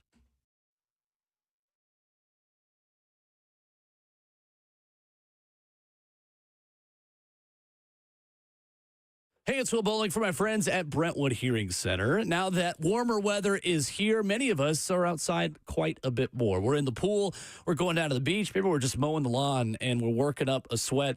Well, I want to tell you about a revolutionary new product, the Phonak Audiosphere, which is going to help you hear well in their situations where there's background noise and maybe you're working up a sweat a little bit. That's because this is a completely waterproof hearing aid. It's the best kind of technology on the market, and that is the kind of technology you have available to you when you go see my friends over at Brentwood Hearing Center. 615-377-0420. That is the number to call. They know there is no cookie-cutter approach to better hearing. They want to help you participate in conversations that you've been on the sideline for. And if I'm not describing you, I think we all know I might be describing somebody in your family that could benefit from this. You can visit them online at BrentwoodHearingCenter.com. That's 615-377-0420. Find out what sounds you've been missing and get yourself off the sidelines and back in the game. That's online at BrentwoodHearingCenter.com. Brentwood Hearing Center, better hearing, better life.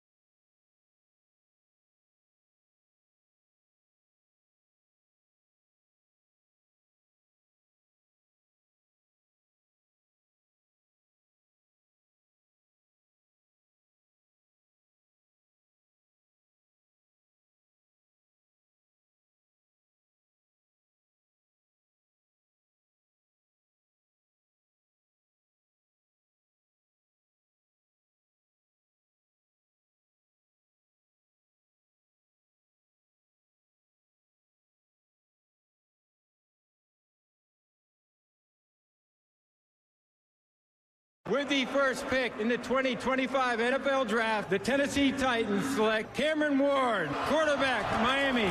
Good morning. It's 8:02 from the 104.5 The Zone Studios. I'm Justin Hawkins. Round one in the books, and a new era in Nashville begins as the Tennessee Titans officially select Miami quarterback Cameron Ward with the number one overall pick in the 2025 NFL Draft. From zero-star recruit to number one pick, the Titans have their franchise quarterback. And per ESPN insider Adam Schefter, the Titans declined a lucrative trade offer from the New York Giants for this year's first, next year's first, and multiple other picks. But the general manager, Mike Begonzi, spoke to the media after selecting Cameron Ward last night, saying there's no price for a franchise quarterback. An edge in VFL, James Pierce Jr. drafted 26th overall to the Atlanta Falcons as they traded back into the second round with the Rams. And also, the SEC and Big Ten accounted for 26 of the 32 picks last night in the first round, 15 for the SEC, 11 for the Big Ten. It's the first time that multiple conferences each produced double-digit first-round picks. No other conference produced more than two last night. The 15 picks for the SEC matches the most first-round picks by a single conference in a draft, previously done by the SEC back in 2020. The 11 picks for the Big Ten were the most by their conference in a first round in a single draft. And the Titans tonight currently just have one pick 35 in the second round. You can hear Titans Radio's coverage of round 2 and 3 tonight at 6 p.m. right here on 104.5 The Zone, concluding after 3HL. For all your foundation repair and waterproofing needs, you've got to go to USSTN.com. Breaking news at once on your home for the Titans and Vols. This is 104.5 The Zone.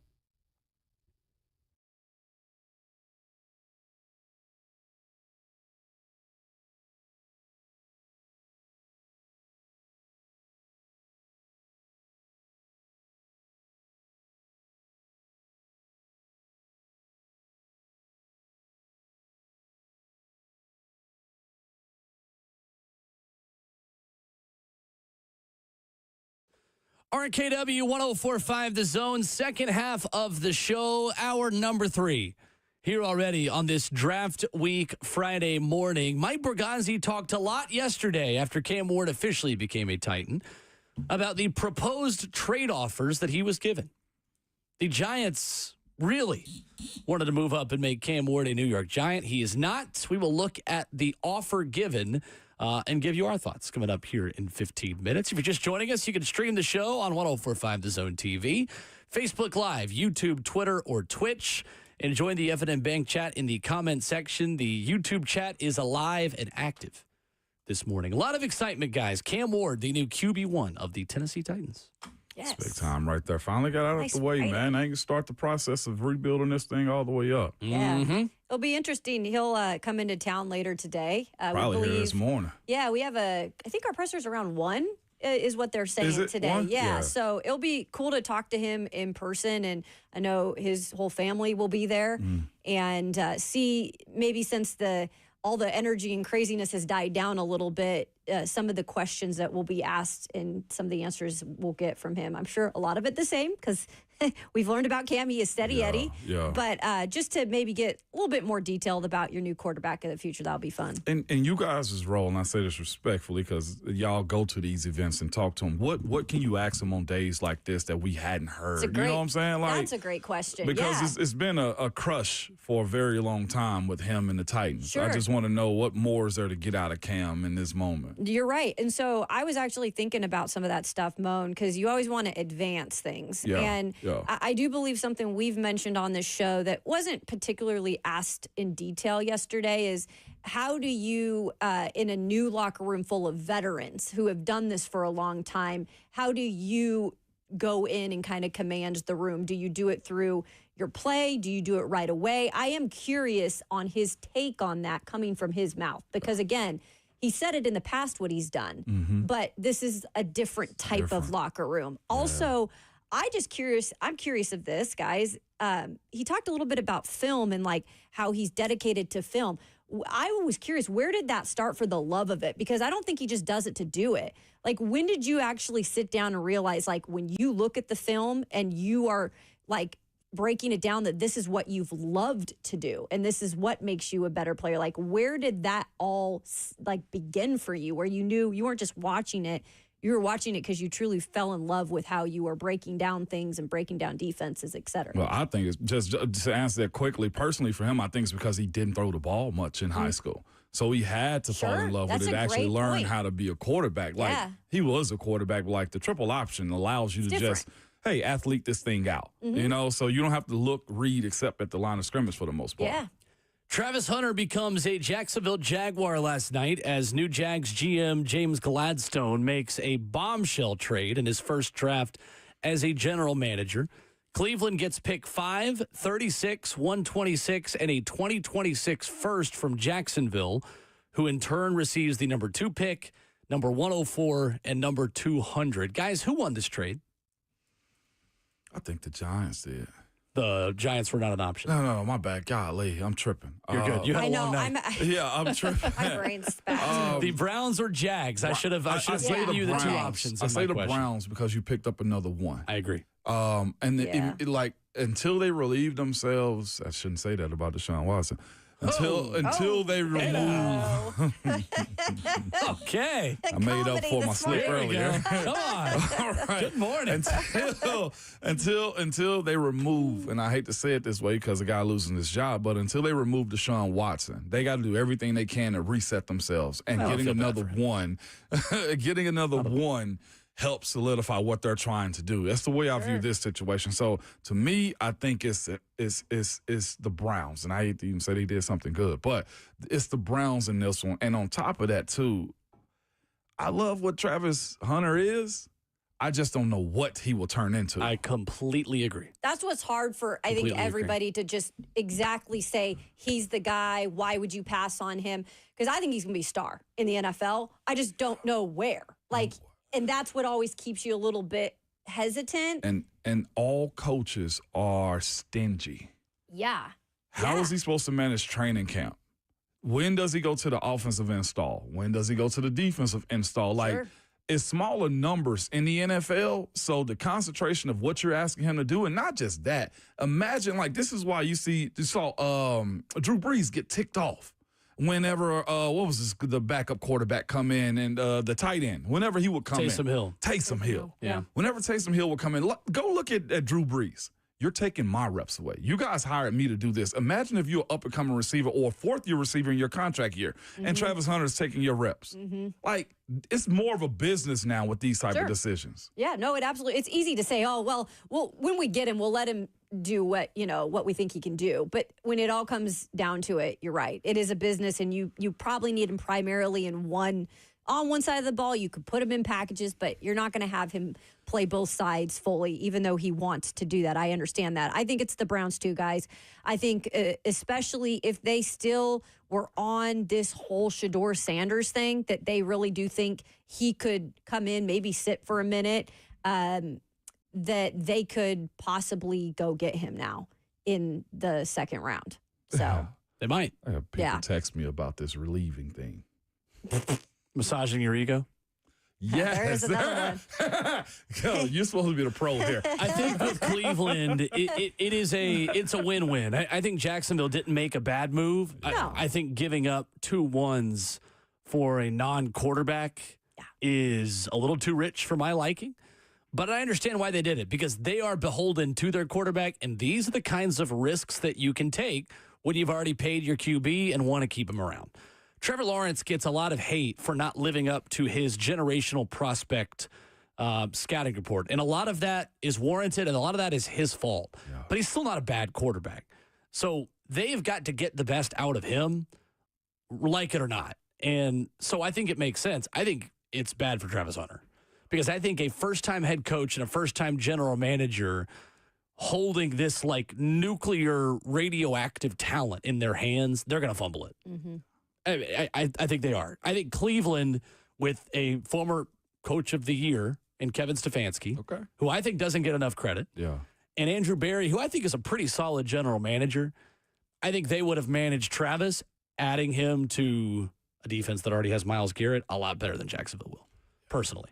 I agree with you. It's just for me, I think they saw so much in what Brian Thomas Jr. had to offer offensively, and freeing him up as much as they possibly can is the decision I feel like that was. And then again, with Liam Cohen too, Will, to the point of like, how do you handle Travis Hunter too? It's those types of guys that are supposed to be that type of good when it comes to play calling, they never see a failure moment in the decisions that they make. That could be fatal to them. But again, I personally I think he'd probably be a better cornerback than he is a wide receiver. Watching his routes at his Colorado Pro, there's like, bro, you getting jammed in the chest coming off the line of scrimmage like that. Yeah. But he's a supreme athlete. Again, those dudes do whatever the heck they want to. Mm-hmm. Jay writes in on Facebook Live this morning. You can join the F&M Bing chat. Says, who are the Titans going to get with their number 2 pick? Are they going to trade down? There is a lot of buzz around them not wanting Luther Burden, the wide receiver out of Missouri, or Mike Green, the edge rusher out of Marshall. Austin Stanley of A to Z Sports went as far to say last night, those 2 guys are not going to be Titans. Yeah. If it were you, if you were Mike Bergonzi, who would you pick? Who would be your dream selection at 35? My dream selection at 35, I'll be completely honest with you. I'm going Luther Burden. I am as well. Are you really? Okay. Yep. I am as well. Because here's the thing. They told us last night, y'all wanted him more than we did, right? Other teams, but we got him. You gotta sell out for him. They did it with the offensive line so far, and I do think it may be smart. And again, my tone changes a little bit when you look at how this team has sold out for him too, right? And the type of guy that you think he's going to be. Heck, he's barely just started throwing the football around. He ain't throw it much in high school, so his potential, I think, is still there to get there. I think you got to facilitate his success the same way that Jacksonville is trying to do for Trevor Lawrence, and the same way Houston did immediately for C.J. Stroud. I am still, and this is not exact, because I want them to trade down is what I want. So my dream scenario would be that. Okay. I'm not totally out on Luther Burden, but in the back of my mind, if they're clearly passing on him when he's that good of a talent, then there's something that triggered them in the process that said, no, this isn't going to be a fit here. You get what I'm saying? Yep, I do. So that's the only reason why I'm like, okay, maybe I'll back off of that. But it's hard to pass up on that. It absolutely is, knowing what he is on the field. Yeah, it's hard to know without being in the meetings and looking a guy in the eye and knowing how real or not real the character stuff is. Burden would be my pick. His yards after catch ability, I think, is as good as anyone in this draft at wide receiver. He is such a weapon for Cam Ward to turn a 5-yard route into a 40-yard gain. That's what really, really intrigues me about Luther. I think he would make Cam's job a lot easier. Nicky Manwari, the safety, is really, really intriguing to me because if you really want to go best available player, it's Will Johnson with knee injury concerns or Nicky Manwari, the safety out of South Carolina. I think that is a really, really interesting thought at 35. I do think, though, with Shedeur Sanders and Tyler Shuck and Jalen Milroe all on the board, you might have somebody willing to move up with you and trade for a quarterback. And New Orleans, I think, is the one I would watch there. New Orleans and Cleveland, the two that are going to, I think, get a quarterback today. But Manwari is really interesting if you decide to stick and pick there. And if they really don't want Mike Green or Luther Burden. Burden, though, is the dream. I would love it. And how about Ezeraku? Yeah, Donovan Ezeraku, edge rusher out of Boston College. I think that's most likely what they will do. You think? Yeah. Okay. I'm fine with it. Yeah, I'm not against it. It's a marriage of need and fit. Yeah. And a guy sitting right there who's slated on the consensus big board around where you're picking. So, I don't hate it. So much value. Like, you can almost just throw a dart at the wall and hit. You got options. Yeah. You're going to draft a good football player today if you pick at 35. And you still probably could if you draft at 50. Coming up, Mike Bergonzi yesterday spoke about trades. The Titans didn't trade. They considered it. And Adam Schefter says they had a big offer from one team. We'll talk about that next.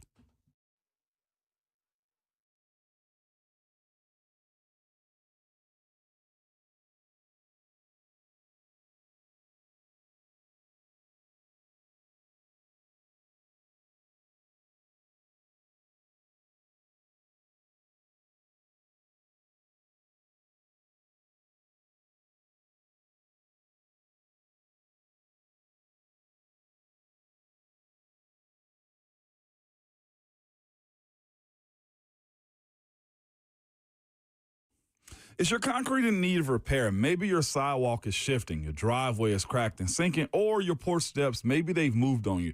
Shifting concrete can create a dangerous situation. Just trip hazard around your home is also just a big eyesore. It's Ramon Falston. Whatever's going on with your concrete, call United Structural Systems. Ask them about their polyurethane foam injections. And you've heard about USS for a long time. It's the same company that's provided superior foundation repair and waterproofing to Middle Tennessee since 1994. Well, guess what? They can also fix your sunken and settling concrete. USS uses polyurethane foam injections to lift and repair your concrete in a matter of minutes. Lifted concrete can be walked on immediately or even driven on after 30 minutes. So don't go through that long, expensive process of ripping out and replacing concrete. Reach out to the company I trust, and that's United Structural System. You can reach them at USSTN.com. That's USSTN.com, or call them 615-488-7855. United Structural Systems.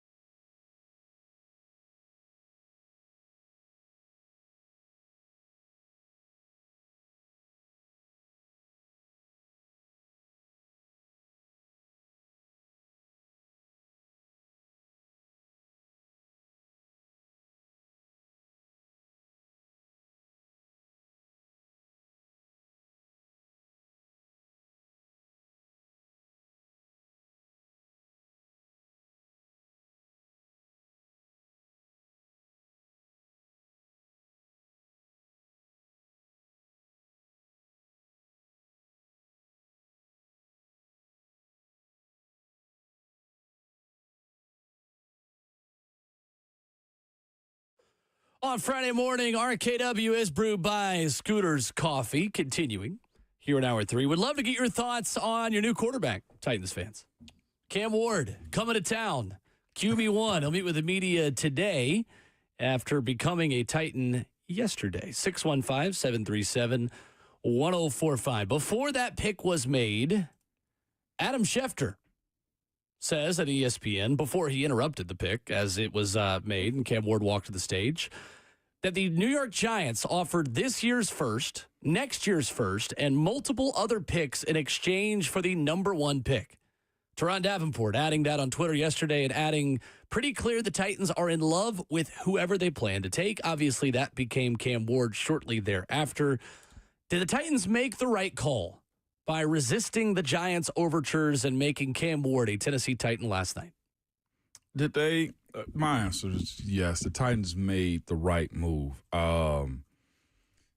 Because here's the thing. At some point, you got to start doing stuff your way. I feel like as of late, it's been a bunch of reactionary stuff. You want to go with what you think the crowd is doing. Hey, we need to appease. Like, no, it shouldn't be that. If that team, the New York Giants, were that adamant about moving up for that pick and willing to give up this year's and next year's first, also with multiple other picks behind it, and if you just set this up months ago, I'd have a different conversation. Now, we don't know when this timeline hit, but it gives you a better pathway to plan stuff out, too. Cam seems to be the guy to be professional enough to handle this situation. I think a lot of what you're looking for sometimes is exactly that, too. I think we think because a guy's a high prospect that he's going to correct your wrongs, right? Cincinnati's dealing with it right now, albeit Joe Burrow's doing his thing. They got to figure out the team, and I think that's the situation you got to find yourself in. If it works for your team and how you want your team to look, stick by your guy, because what's the promise of next year? And I know it's if, buts, and then, candies and nuts behind that. But you have it in front of you. Take it.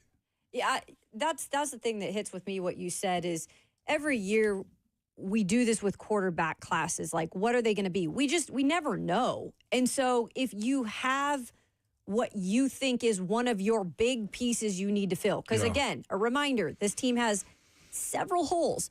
But if you did your due diligence, like Mike Borgonzi said from the start they were going to do, and they did it, and you came to the conclusion that the quarterback is actually somebody you think is going to fit one of your needs, it's a pretty big hole to fit. And if you think that's the guy and he's right in front of you, and there's other teams that clearly think he could be the guy too, with the whole trade thing we just talked about, why would you pass on him? And they didn't. And so they're not only possibly filling one of the biggest holes on the team for the future, they could find the face of the franchise. That's what they're obviously doing to draft him at that. And one of the biggest leaders, I believe, will be in the locker room for years to come. Would have been number 3 overall from the Giants. You likely would have taken Abdul Carter with that number 3 overall pick. You'd be picking again tonight at 65 had you taken the trade. You would have the Giants' first-round pick in 2026, which we talked a lot about, was not a foregone conclusion, right? Especially when people were suggesting that the Giants could get this for maybe just 1/3 or 1 second, because you're only moving back 2 spots. So the Titans still would have been guaranteed a blue-chip prospect. And then there are also, quote, other picks within this from Adam Schefter. I think the timing of this is critical. If that trade offer was made while you still could have signed Sam Darnold, yes, I would have done it. I would have. There is no guarantee that that is the case. There's also no guarantee Sam Darnold wanted to be a Tennessee Titan. They may have had the intel that Sam was never going to come here and that he was Seattle-bound all along to go play for, his old coach and be in a situation where he could win right away. So I think 2 things could be true. Would I have taken that deal in early March? Yeah, probably. Yeah. Does that mean the Titans made the wrong decision by refusing it? I don't think that's the case either, because, again, there's no guarantee on when the trade was made. And if you are willing to say no to that, that to me gives conviction and alignment. Mm-hmm. There has to be major conviction that Cam Ward is a franchise starting quarterback if you say no to that. There also has to be alignment within the organization. I fully believe that if they were split on Cam Ward, you probably go the safer route and don't take him, right? I think that's a fair conclusion. Yeah. And I thought Mike Bergonzi made an interesting point yesterday when he said, we all separately watched the film and then all came back together, and we all felt the same way about Cam Ward. This was not groupthink. This was not them putting their heads together from the beginning of the process. He said, we all watched it separately and then came back together, and we thought a lot of the same things. So, yeah, maybe I would have taken it in March, but we don't live in that world. That's not the reality of the situation that happened, and now everything is about giving Cam Ward what he needs to be successful. Because if he hits his ceiling, then you made the right call. There is no price for a franchise quarterback. I'm giving kind of a half answer, but I think overall, even though I would have taken it in March, this isn't March anymore. Right. And I think this offer was probably made once the Giants lost out on Matthew Stafford. At that point, the answer is no. You'd made up your mind. There is no going back at that point. You know, the other part of it, though, too, for me is this. We spoke about this often when, you do new coaching hires. This was Wayne conversation when Josh Heupel was hired in Knoxville. Right. Don't be boring and bad, right? At least give me some excitement. And that's what I will say in this situation. However it works out, the idea that you got a quarterback that can be a franchise quarterback for years to come, one, leads to excitement, ticket sales. Going to throw that business in there, Jersey too. Sales. But there's a lot of that goes into it. And on top of it, if he's the dynamic playmaker he's been at every stop he's made, at least you know this. We might get beat, but we're going to go down swinging. I don't feel like last year and the year before you went down swinging at all offensively because who were the guys he was trying to make plays for you? 2 years ago, it's Ryan Tannehill and Will Levis together. And that was a turnover machine in itself. And then last year, it's Will Levis and Mason Rudolph. And then you go back to Will Levis. Sure. Like, that doesn't put butts and seats inside that stadium. Mm-hmm. And I think another thing when they went through the process, guys, that they've brought up a lot is the fact that they know he's going to be a young quarterback on a team that's not complete yet. Yes, they're going to do their best this draft to give him weapons, and he has some already there. But there are going to be ups and downs. That's just matter of fact. He's a rookie in the National Football League, right? Mm-hmm. However, I think when they went through that process, they kept that in mind. Like maybe even what did we not see with, the ups and downs with Will Levis that we might see with a guy like this in terms of how he's built up here and how he can withstand some of those moments where it's not going to go good for him. Because I think the film has shown and what he's done in the past at all these places has shown he bounces back, right? He puts it in the past quickly. And when you go through some droughts throughout the season or a bad game, you got to bounce back real dang quick. And I think that's part of finding out who he was as well. I am a little surprised they didn't take this offer, to be quite honest with you. And again, the timing of it is critical. That is the easier route for Mike Bergonzi, taking the Giants trade. Yeah, it was. I think you win a whole lot, but you also, you're chasing. You're legitimately chasing again next year. You are. And I think it would have been easier to do that, though, because you could have guaranteed a really good player in Abdul Carter. You absolutely could have, Will. But again, in today's, I hate to even go that route because I watched Philly just dominate this year. Right. But in today's world, if you're going to reset this thing, like look how far and optimistic now that the Washington Commanders are.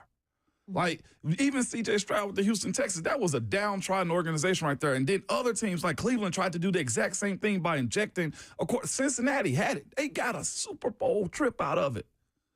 Like, that's what you're going. And I know Joe Burrow and the comparison between him and not the same level prospect. Not the same level prospect, but, like, when you got that guy, like, that's what you're capable of doing in those moments.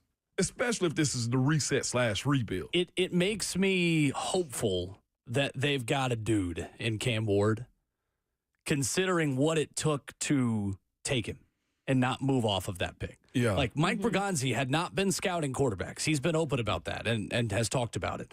And you're going to hear him here in just a second when he talked about it yesterday. But to come in with that short amount of time, become an expert on a quarterback prospect, become aligned with the rest of your organization and the brain trust of Reggie McKenzie, Dave Ziegler, Brian Callahan, Chad Brinkert himself, and to take the harder route, go with the quarterback, make it work with less draft capital, tells me that they love this kid. They absolutely love Cam Ward. To your point, so I'm glad you brought up Reggie McKenzie. So I ran into him at the Combine. I was walking back to the hotel. Cool dude, Vol. Yeah. Real good guy, though, man. But we were talking just a little bit, and he was just, I was talking about the draft pick number one stuff. He was like, he said this, we're going to get this thing right. It's going to take some time. We're going to get it right. And that's what you sell in for right there, sell out for, is those comments right there. Is, look, this is where you want to be. And the other part I brought up, too, with just the demeanor of knowing that you got the guy is this.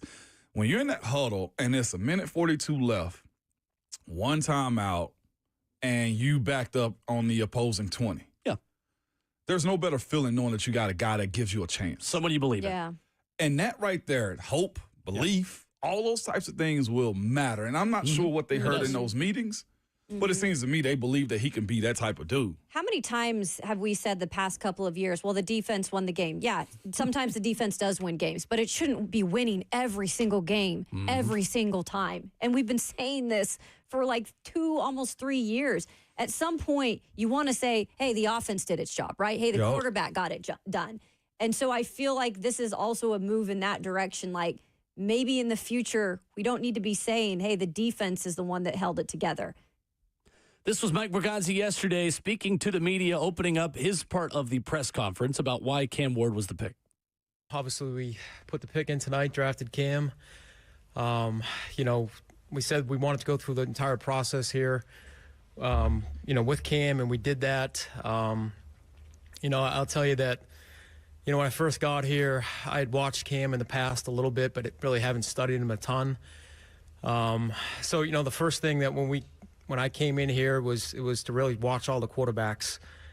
And I wanted to do it separately with Brian, myself, Chad, the rest of the staff, Reggie, Dave.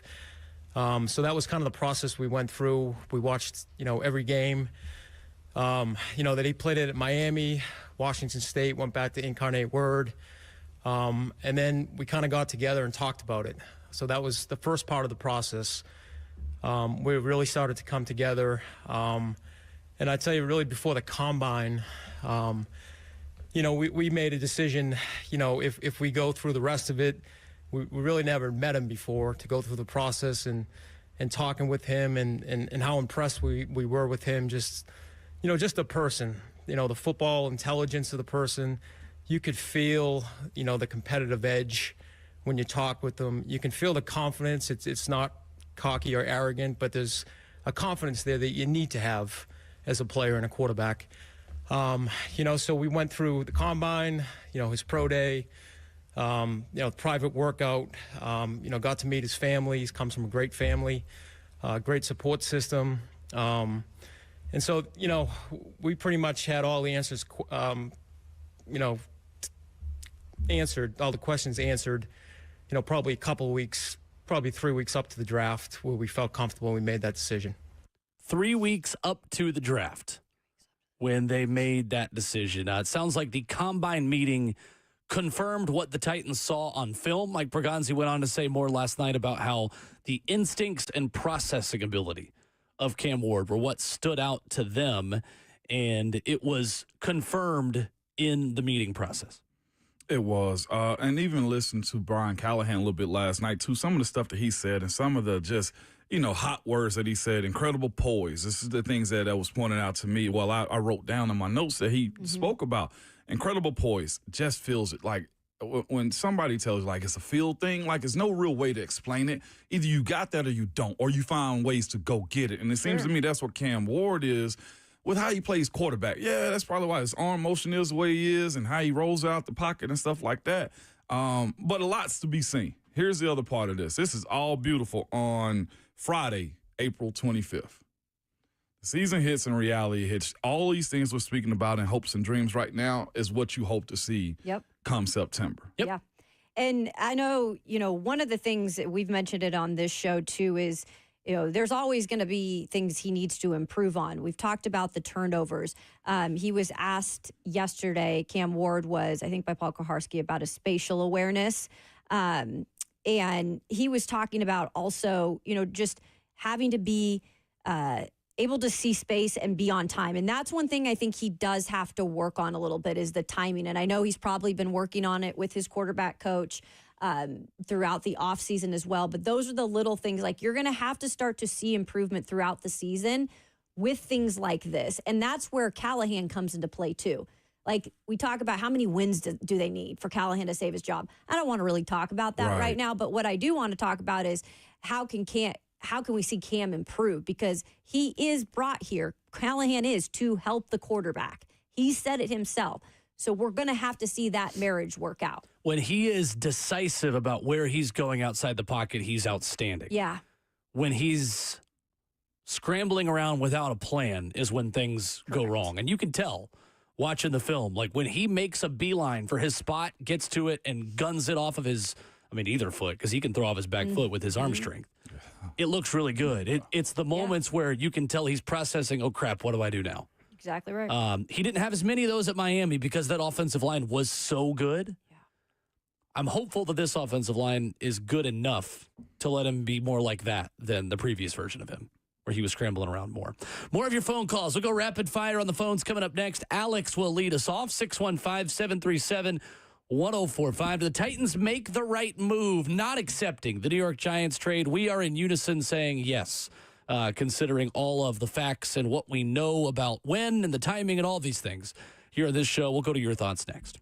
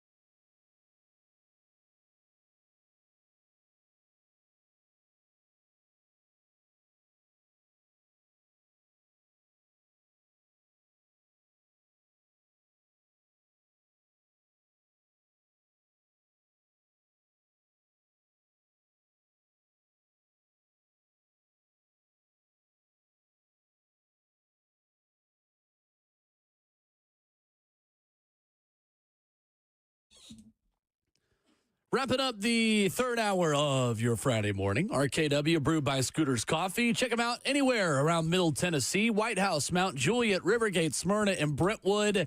You can download the Scooters Coffee mobile app today to order ahead and save $2 off your first mobile order.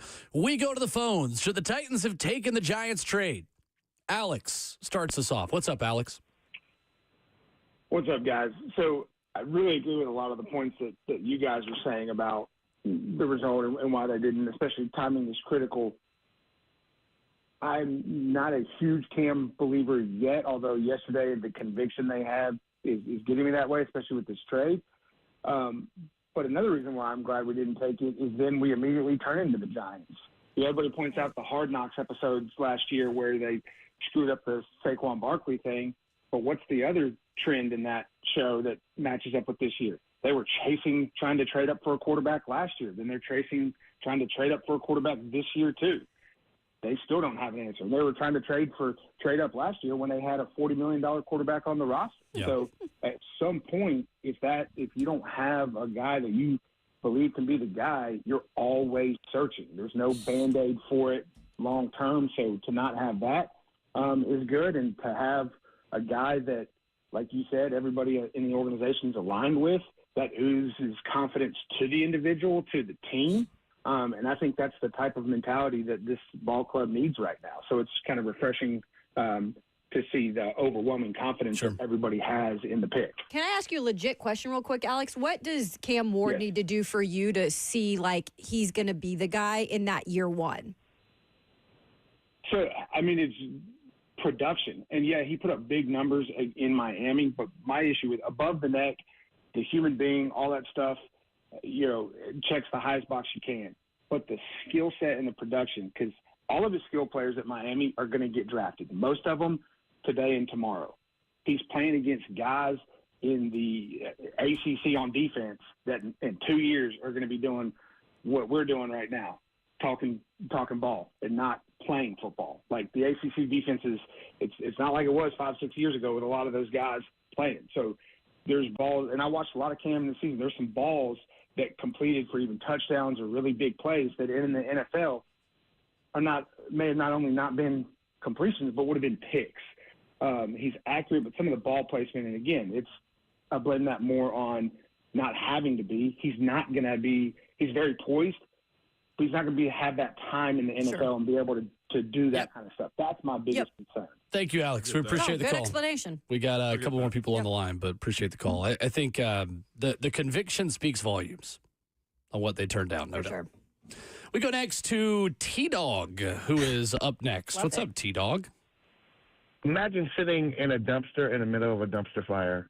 Oh, dang. It's pretty scary. I'm really shocked with you, Will and Ramon.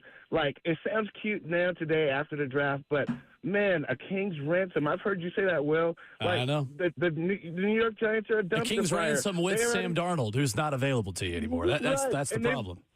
Right, and they got two quarterbacks, and didn't they get Gardner Minshew too? And then they Jackson Dart.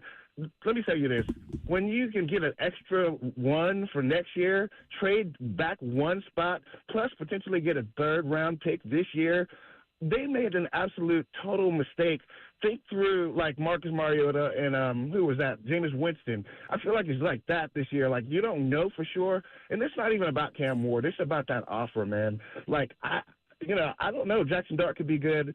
Shador could be good. They could go back and get those guys. I'm not sure anybody in this.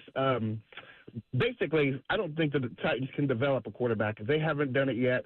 I know it's a new regime. I don't see it happening. And so to Schefter giving that away, man, oh my gosh, I'm just blown away. So I think they made a big mistake. Thank you, guys. I get it. That ain't nothing but your BTS flaring up right there. I was like, when are they going to get a quarterback then if they can't develop one? At what point do they ever get one? I say that in a joke way because I had to be convinced too. We'll see how this plays out. I mean, it's a good offer. Absolutely. It's a very good offer. No doubt. We don't know specifics. We know first round pick, next year's first round pick, and other picks. Plus the, options to get more this year. I get it. I mean, look, again, if I could have done that in Sam Darnold, I would have taken it. But once Sam Darnold, and I'll throw Justin Fields in there too, once those two guys went off the board, it's a non-starter when you sign Brandon Allen. Like, I'd rather watch Cam Ward with the number 1 overall pick than throw Will Levis out there and get all these picks back. Like, I'm done with the Will Levis experience. He fumbled the bag, and he missed his opportunity. He messed up. It's time to move on now. Other side of it is too, like, if you don't get Cam Ward, I suggest don't take anybody this draft. No quarterback is what I mean. Right. Yeah, no, I agree. Exactly. Because you don't move back to take a QB. You don't take that risk of moving back and missing out on your guy. Because getting a QB is not like getting a wide receiver. Like, you might have 3 or 4 wide receivers you like, but you got to love a quarterback to take them. And you don't move back and then try to get someone you love. You have conviction about it and you stay where you are, which is what the Titans did. We go next to Jason in the borough. Hey, Jason. Hey, guys. I'm definitely on the other side of what that guy was saying. But I just want to say, first off, man, this is the most exciting draft the Titans have had for a while, I really think. I think everything's looking on the upside. But I want to say, just look at the name Cam, right? If you spell that backwards, what does that spell? Mac. We got Dave McGinnis. Oh my goodness. We got, you know what I'm saying? We had Steve McNair. Like, we got McCann. Okay. So get this guy McDonald's deal, man. I'm loving it. Oh my gosh, Jason, you really thought about this one. These are also symptoms of BTS too. I'm good. These are also symptoms of BTS too. You cannot repeat history with this. You want to create new history and moments. Let's let the McNair comparisons come from national people. I don't. Y'all know better. We can't. At least he was having fun with it. He did have fun. But there's truth in laughter. There's truth in laughter, Kayla. Yes, there is. It is the fairest Steve McNair comparison that this organization has had. I'm old enough to remember when we were comparing Malik Willis to Steve McNair. That was Vince not did that it. long ago. Vince Young to Steve McNair.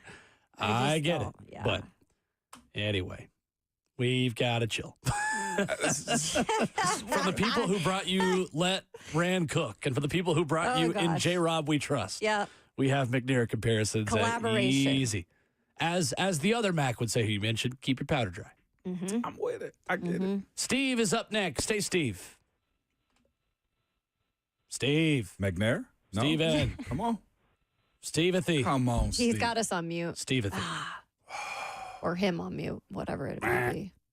Boo. Tough. Dang, I will man, say you the missed your guy that called, opportunity. his name was Austin in Atlanta, Georgia, said, my friend Steve is a Titans fan and wants to talk. Maybe he called on behalf of his friend? Wow. Oh, well, yeah, but nobody answered, so. Is Steve Is he locked still up? there? Like, is he on, like, Still on the prison phone. minutes or something? Want to try one more time? Yeah, one more time. We'll give him a second Steve, chance. are just you 'cause there? it's Earth Sunday to Steve. Or Friday. I am here. Oh, you're here. What's up? What you got for us? That's right. That's right. Yeah, long lifetime Titans fans. Saw him in Memphis. Saw him in Vanderbilt. Moved to Cumming, Georgia, enemy territory somewhat. But anyway, I just want to comment that how composed and confident that Cam Ward looked last night at the first pick of the NFL draft. That speaks volumes for me, just his presence.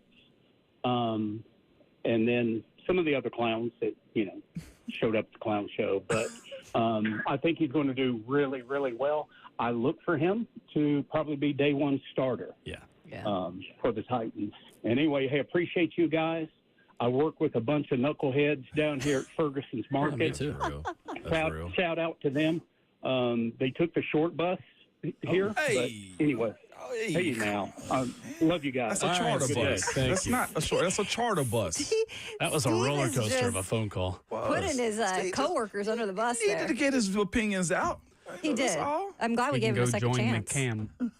McCam. McCam. What did he say? We're loving it. Yeah, he'll start day one. Yeah. He will. Yeah. Once you brought in Brandon Allen and Tim Boyle, Jacoby Brissett ain't here, so No. the classic bridge quarterback guy was not signed. You signed a couple backups for him. I don't want to see them start. What about Will Levis? You want to see him start? Same answer. No. Absolutely not. Maybe a preseason game. Sure, if he the lasts second that half long of a here, preseason right? game. The way the NFL drums up this, I think he'll get this just due week 1 though. Cam would be plastered around. Yeah. Oh, Yeah.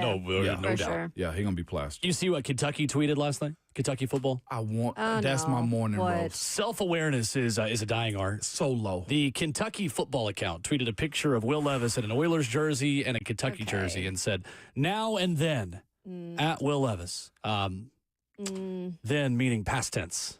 I was about that. I don't Kentucky. really like I don't know if that. this is the time to promote Will Levis as the Titans starting quarterback. There's so many other players you have in the NFL. Are there though? Yes. I mean, I'm going Rodriguez and with the Commanders. Like, they got guys. They got guys. Rough move by Kentucky football. That was screw it. It's not my morning roast anymore. I don't like, love that moment. Awareness. One of the biggest stories of the draft is the fact that guy is about to lose his starting job. Maybe not the time to brag about him being from Kentucky. No, Will, rephrase that. Lost his starting job. Lost his starting job. The second Adam Schefter started talking about Travis Hunter trade details as Cam Ward walked to the stage. 615-737-1045. Our plan A and B for the number 35 overall pick next.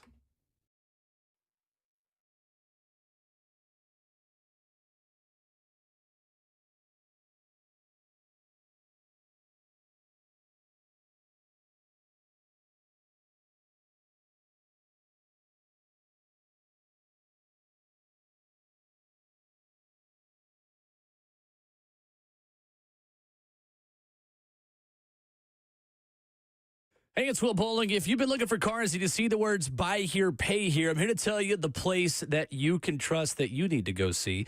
And that's my friends at Nolensville Road Auto Mart. They're different for a few simple reasons because they've been doing business in Nashville for 61 years. They're Nashville natives that only sell clean title cars under 12 grand. So if you're new to town and you need a local place to trust, they have got you covered. Maybe you need that first car for the new driver in your family. Nolensville Road Auto Mart is great for that as well. The Google reviews, excellent. With one location on Nolensville Road, close to Thompson Lane, they could pride themselves on how quickly this process happens. They're going to get you in and out in an hour or less. So the best part, they're the oldest buy here, pay here in Nashville, and they work with your own financing if you got it. 615-242-1279 is the number to call. Flexibility, transparency, and honesty is why I recommend Nolensville Road Auto Mart. Call them at 615-242-1279.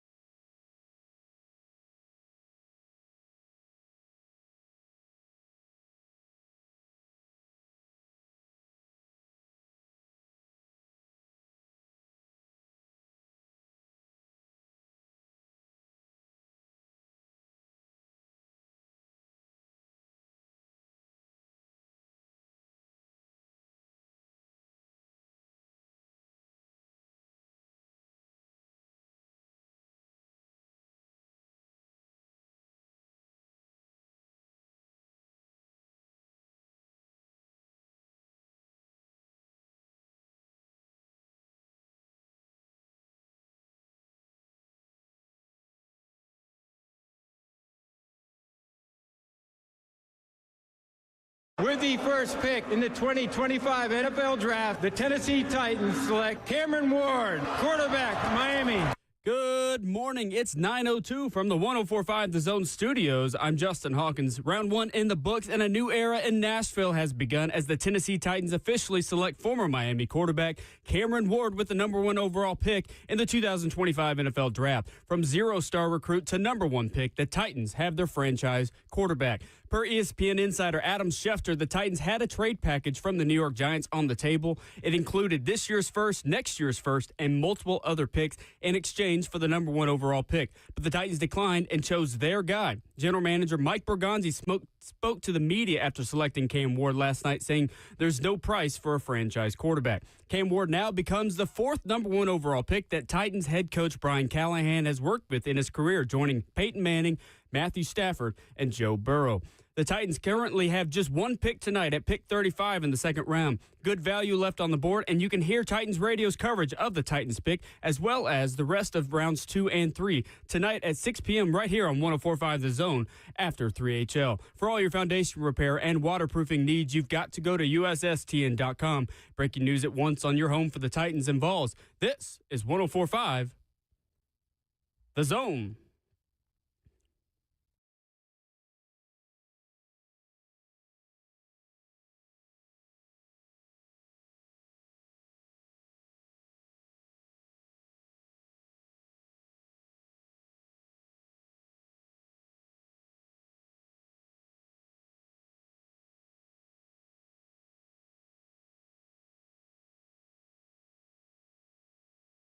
RKW 104.5 The Zone, brewed by Scooters Coffee, transitioning into one final hour on this draft week. Hour 4 here already. Ron Slay going to join us coming up in 15 minutes. He will share his thoughts on Cam Ward. He was at the Titans draft party last night. Saw the reaction as Cam Ward was officially made a Tennessee Titan. Dawn Davenport was fired up, that's for sure. Oh, yeah. Her reaction on video, she was You should have saw it in all person. in. Maybe the only person that was equally as excited as Kayla was that Cam became a Tennessee Titan last Hey, night. man, I thought Babsy was going to do a cartwheel. You hear me? She was going to do a cartwheel, man. That's the homie, though. So She got that jersey y'all on been on pre-order. that one. What's that? She got that what? Jersey on pre-order. Pre-order jersey. Yeah. She'll fight y'all. She does have a jersey. I don't know which one it is. Rob Baronis. Oh, is it Baronis? Okay. Auburn. Yep. Yeah. He Auburn? Mm-hmm. Okay, didn't know that, man. Yes, sir. R.I.P. That's right. Yes. No doubt about it. Legend. Mm-hmm. Second round pick today. Number 35 overall. Shador Sanders, double up quarterback. I'm joking, of course. What's wrong Could you imagine? I can't because that's impossible, as I was Then the about to say. Titans are going to make Unfeasible. headlines. It becomes trade leverage If later. you want national attention, that's one way to do it. Yeah. Who do you Quarterbacks want? get the value Who's quick. plan A at number 35 overall, Kayla? Can I say trade down first?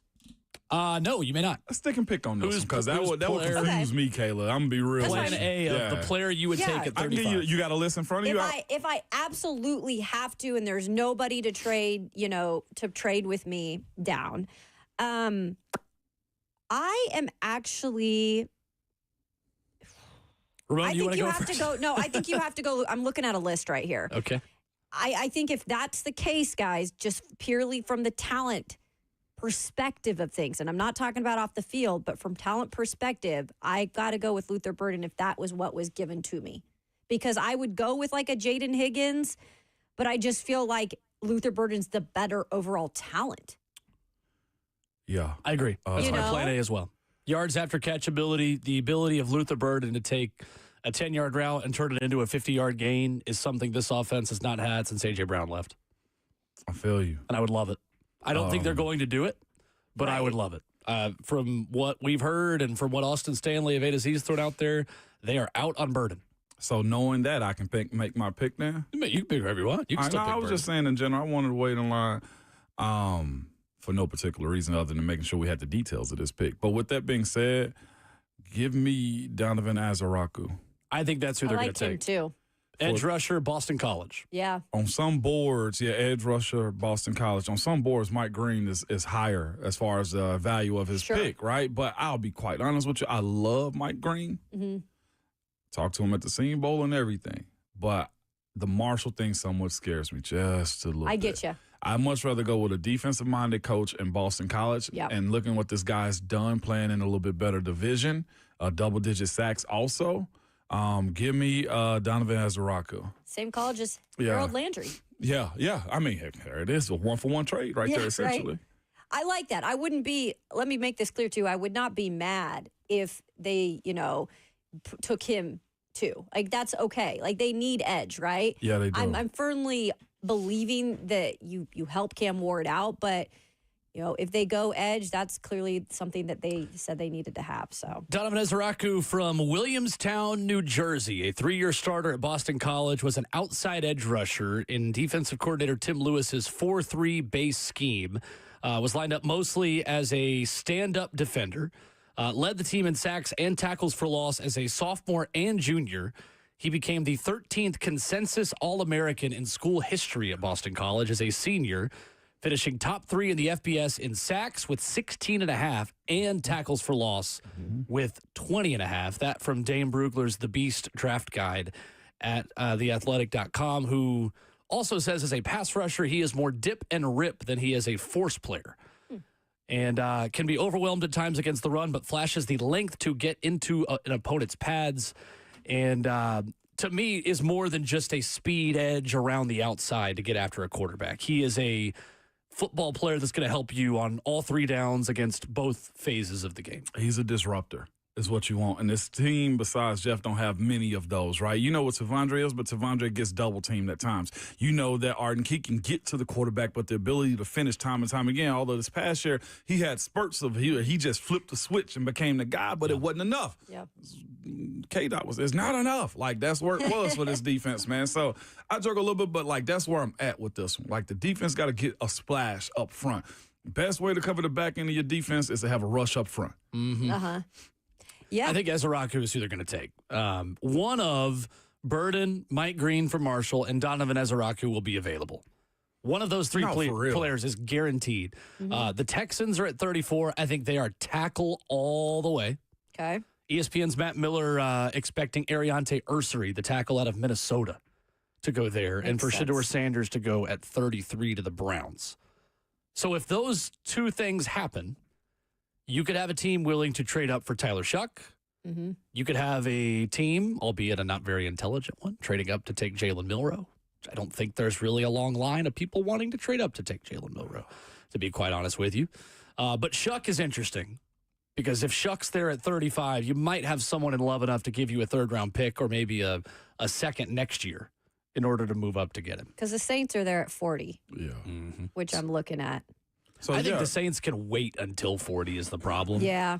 Like, I think it's Saints and Shuck at 40, and the QB needy teams are kind of dwindling fast, unless Pittsburgh wants to trade back up, but they don't have a 2nd-round pick to work. I don't think they're going to do it, to be So quite honest. their chance to get a quarterback was last night, Pittsburgh's. For sure. And it just didn't work Like with a the starting plan. quarterback. Yeah, to your Because they point, could still go yeah. get Dylan Gabriel or Kyle McCord or somebody like that. Yeah, for sure. And you got Mason Rudolph. I heard somebody say this last night, too. It may have been Booger when they were speaking about Shedeur or something. I was listening to somebody say this. Yeah, I know.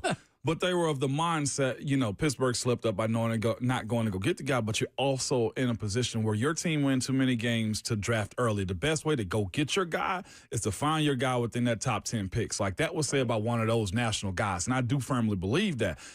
I've said before, I think the mindset of this team is roll with either Aaron Rodgers and his 42-year-old self or Mason Rudolph that keeps you just above the line to where you might be picking in the top 10 next year. Yeah. That's the best pathway to go get a franchise quarterback without selling the house, the kids, and everything else. And Mike Tomlin might not be there then that next year. I'd like to think that he would be, but if the murmurs get louder, I think pressure of the job just kind of takes you out.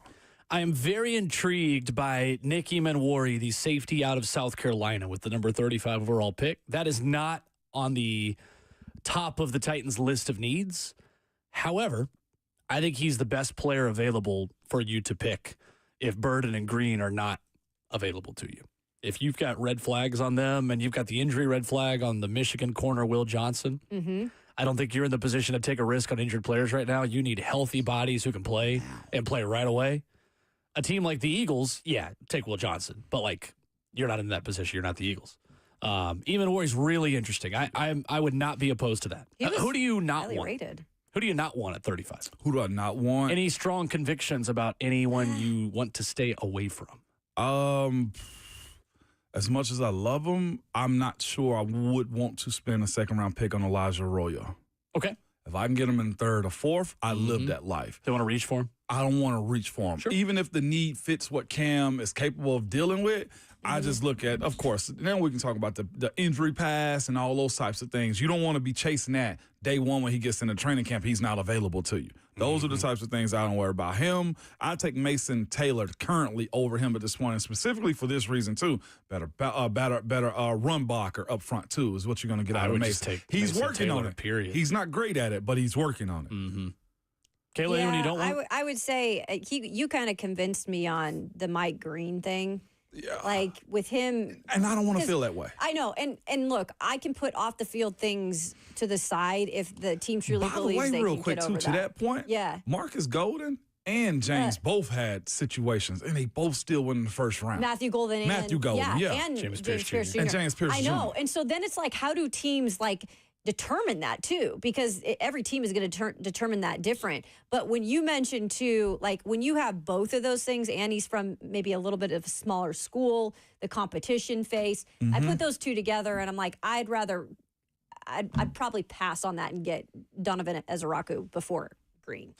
Two-Toned Boys on Twitter says, at Ramon Kayla Will, I know y'all don't like Kentucky, but let's make sure we know what we are talking about before throwing shade on their football social media account. They posted the then and now picture of Will Levis and other players for several players, not just Levis. Okay. That's the one that showed up on my algorithm. So it's regional and also important to what the internet said we should see. Then don't do it that way. Sir. Yeah. What do you, they don't have to do then and now pictures for every, I get it. You're going to promote guys that get drafted. Tennessee's promoting Hendon Hooker, as you should. ABC always be recruiting, but you could have done it in a way where you put all of them in one video. That way you're not getting ratioed by Titans fans and Vols fans and people that have memed Levis over the last year. You set yourself up for a bad look. Yeah. Perception is reality. It doesn't mean that I hate Kentucky. I don't get it. Kentucky's not high on the list of Tennessee's football rivals. They're just not. I don't really care about Kentucky in football. I would be saying the same thing if Tennessee did it. Has nothing to do with where I went. As soon as these guys become Titans, I can't stress enough, I don't care where they go. I grew up loving Javon Curse, who was a menace against Tennessee. Get him, Will. I grew up in high school even, loving Derrick Henry. You know where Derrick Henry went? Alabama, after turning down Tennessee. When you put on a Titans jersey, it restarts. It resets because I am a Titans fan. I can separate my college allegiance to the NFL. Yeah. This is not difficult. We've got to be able to walk and chew gum at the same time. Got to be able to. Are there Tennessee fans who unfairly judge Levis because they love UT? Yes. Am I one of them? No. I'm a Titans fan, first and foremost. I don't care where they went. Friday roast. Mic drop. Anyone else having that argue with me on Twitter? You're getting muted. Like a guy last night who said, all right, so you're just only going to be, you better keep the same energy for Cam Ward, or is that only Kentucky players you're critical of? Yeah, bro, I've not been critical of Cam this whole process. You're so right. Let's go. I only hate Kentucky players who play for the Titans. Cam Ward's perfect. He'll never make a mistake. Oh, boy. What are we doing? Oh, boy. I love it. No, Cam Ward's never messed up once. And Kayla, that goes for you with Kentucky Blue on today. Give me a I didn't even get my joke. I think I was. Hey, Moan, I didn't get much sleep. I probably was colorblind this morning. I was actually joking right there. I was just like, Kayla, we're all sleep deprived. What am I wearing? That's on me right there. Those are the kind of rants you get when we're all sleep deprived on a Friday morning. I'm so tired. I look like a corpse. We could be digging ditches out there today. We could be digging It's a good day to talk about sports, a little bit of sleep deprivation. That's right. Reggae horns out here for my boy. Hey, you take that. Take that back to Lexington with you there. Yeah. Partner. He said that. This your man's? Kentucky, come get your dude, man. Ron Slade. Call us on the line. No, he shouldn't. I'm not going to take his call. Not today, we've already, real. It ain't his day today. We've already paid this bill. Now we're going to get a next one. Ron Slade is coming up next.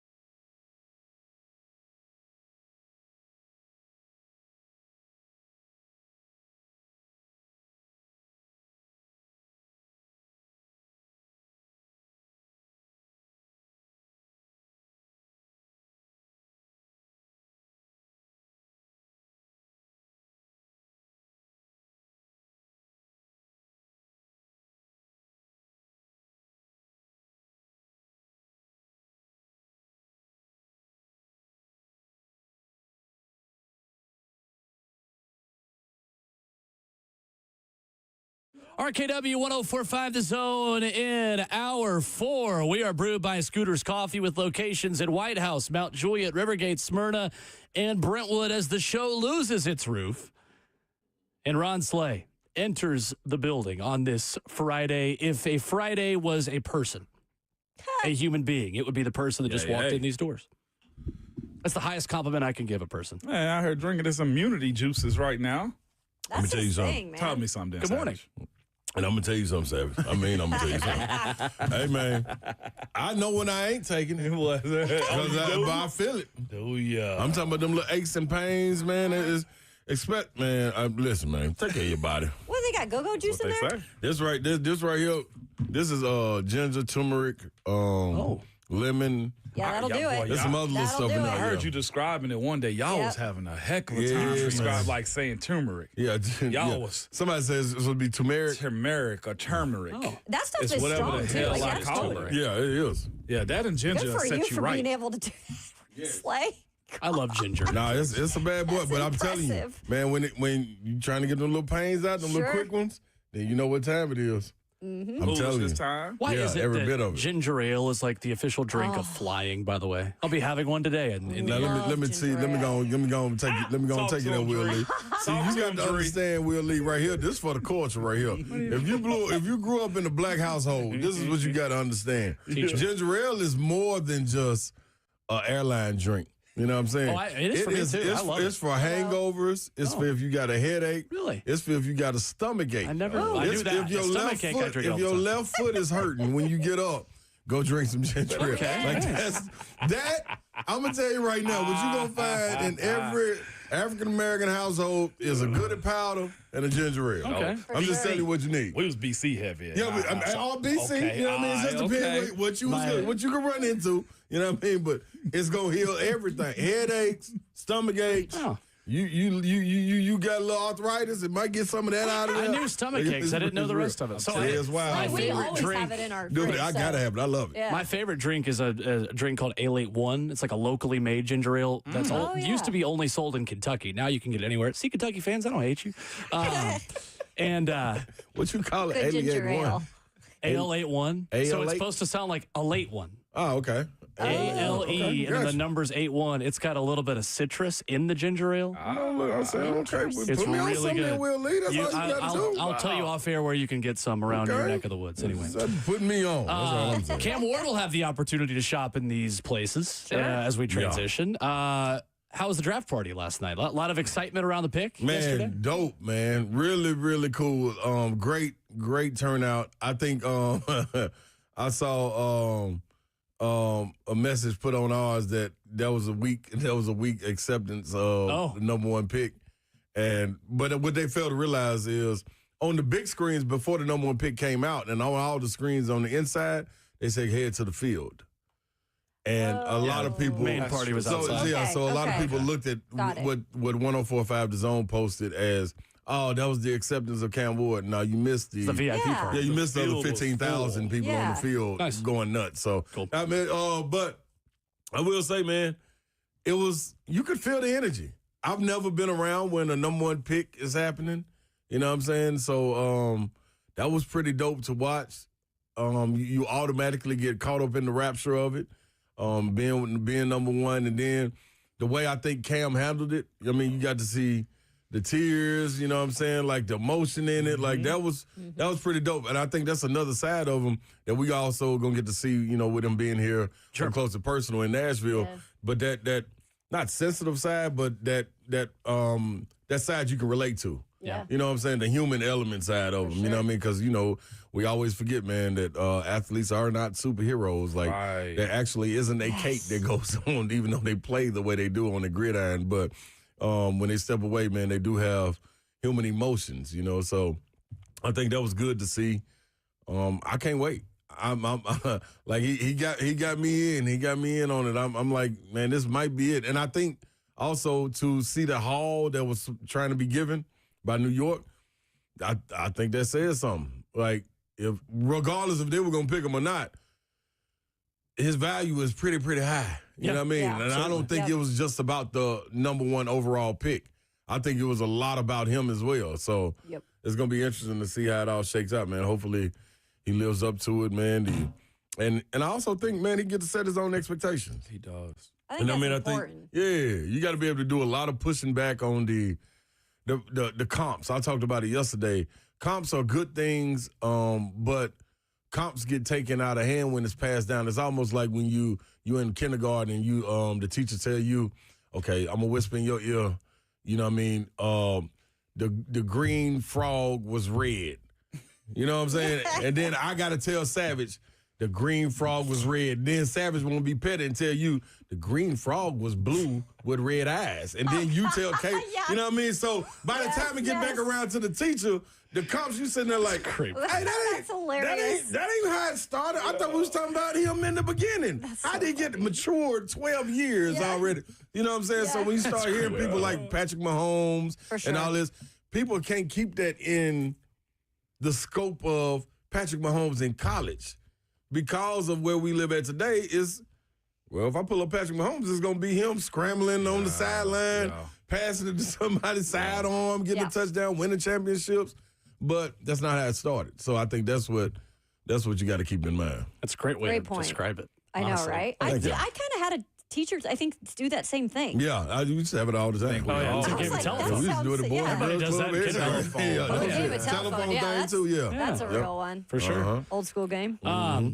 Cam Ward, the person, Slay. I mean, he's wired a little bit differently. It feels like maybe on the later end of the draft process, we've learned more about him, the guy. Well, you know, once we all, and Mike Bergonzi said it, like 3 weeks ago, we pretty much decided he was the guy. And then we all got to start the process of like really diving in. Can he be the alpha leader of this locker room from day one? Because it's one thing to walk into a room of 18 to 22-year-olds or 26-year-olds if you're Tyler Shuck and be the guy immediately, order guys around. Right.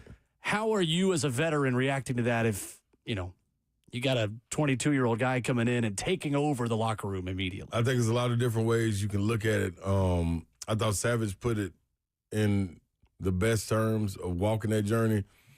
When you walk in a professional locker room, from management, regardless of where they drafted you, what your expectations are, what you're projected to do, the guys in the locker room run the team. You know what I'm saying? So I don't care if it was Miss Amy that said when he picked up the phone, you're the leader of this team. Yeah, that's cool. I know exactly what you want me to be. And I'm going to do the due process of trying to be that. But when I go in that room, that phone call, you might as well be on analog roam because we can't hear that.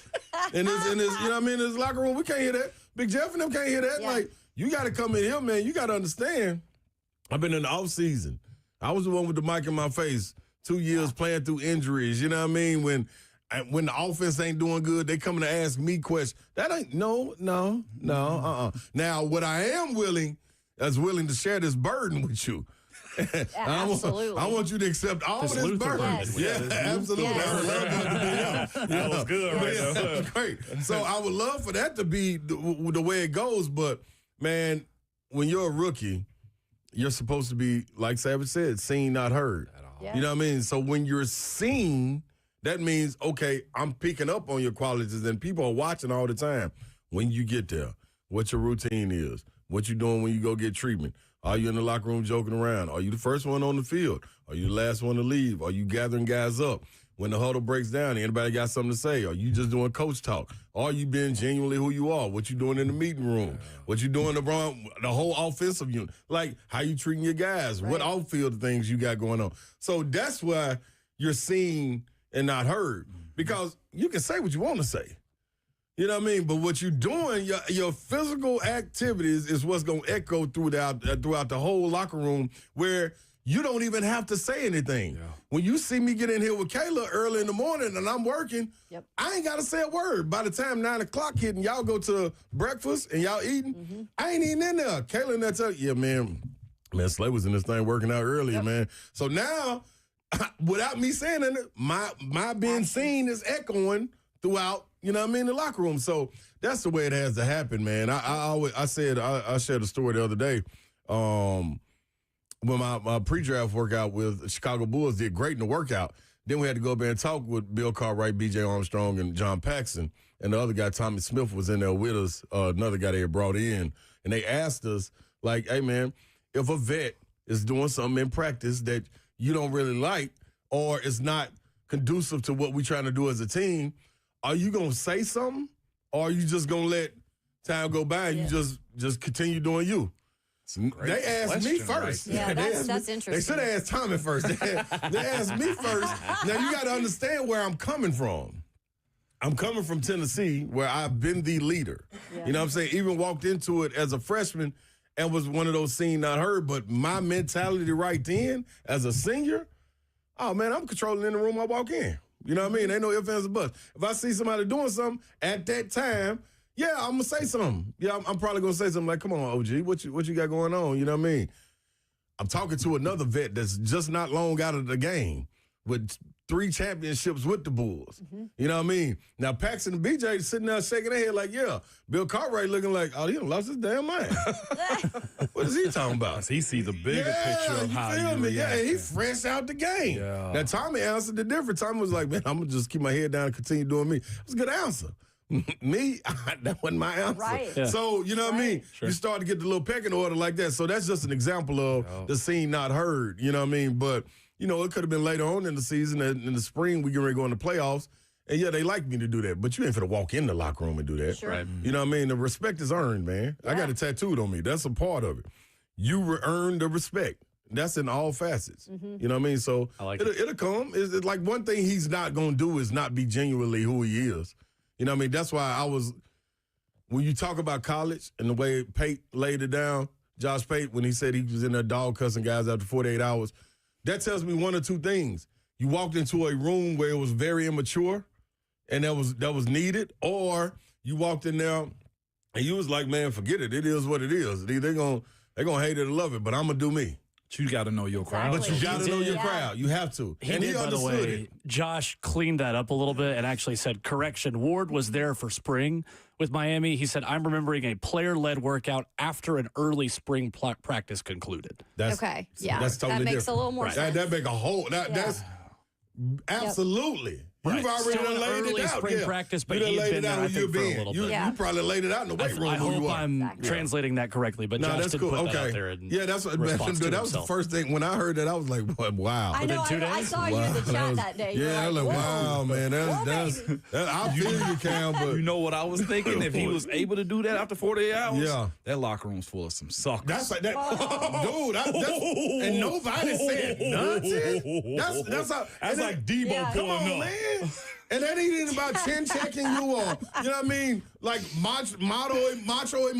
You know, none of that stuff. First of all, macho ain't even no word, but I'm picking it up. I'm picking it up. Macho. See, I didn't stop. Like, new term. That's great. Run with that, kids. You know what I mean? I know y'all in school. You know what I mean? But yeah, that's it though. Like it wasn't done as far as testing each other, but that would have been a question though, man. Like, hold on, bro. Sure. Just off top, what you saying is our is territory right now. Screw what Miss Amy said. Hey, Cam, your behind belong to me. Yeah, let's go earn it. Yeah. Mm-hmm. Go in over Callahan. He got command of the team. Go see how to do it. Roger on Facebook Live says he may be the leader, but he's still buying dinner and carrying equipment. Well, sure. Damn right. And better. I think Bussin' with the Boys actually talked with him at the draft, and they were asking him, you know, some of the end questions, like weird kind of questions. But they did mention, like, what you're going to spend on your offensive line. These are real things that now as an NFL, like, a guy and a leader, you're going to have to do these things. And it's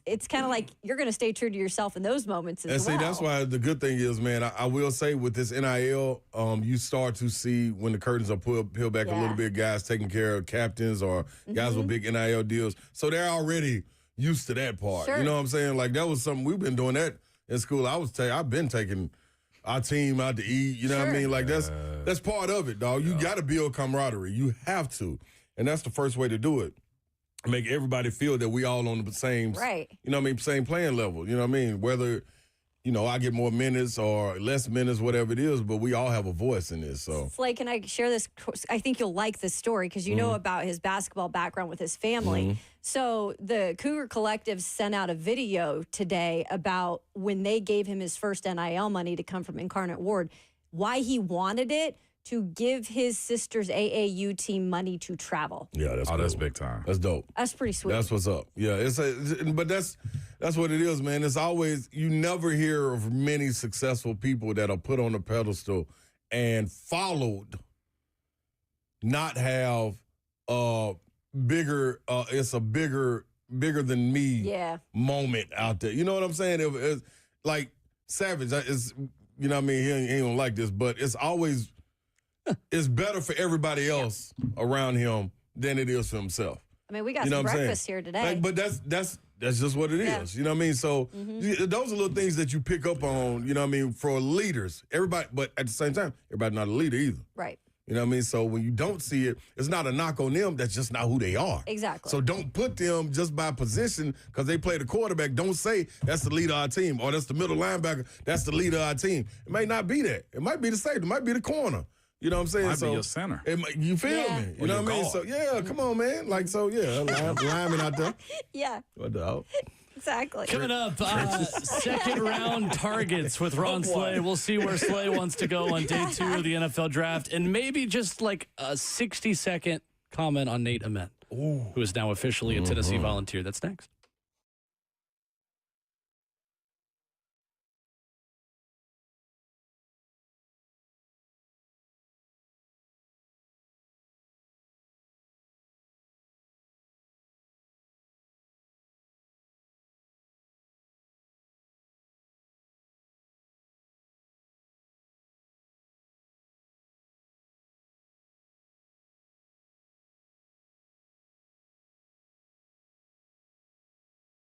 Two Rivers Ford announces employee pricing for everyone. Every tradesman, every dad, every rising star. You pay what we pay. Two Rivers Ford. Locally owned. American made.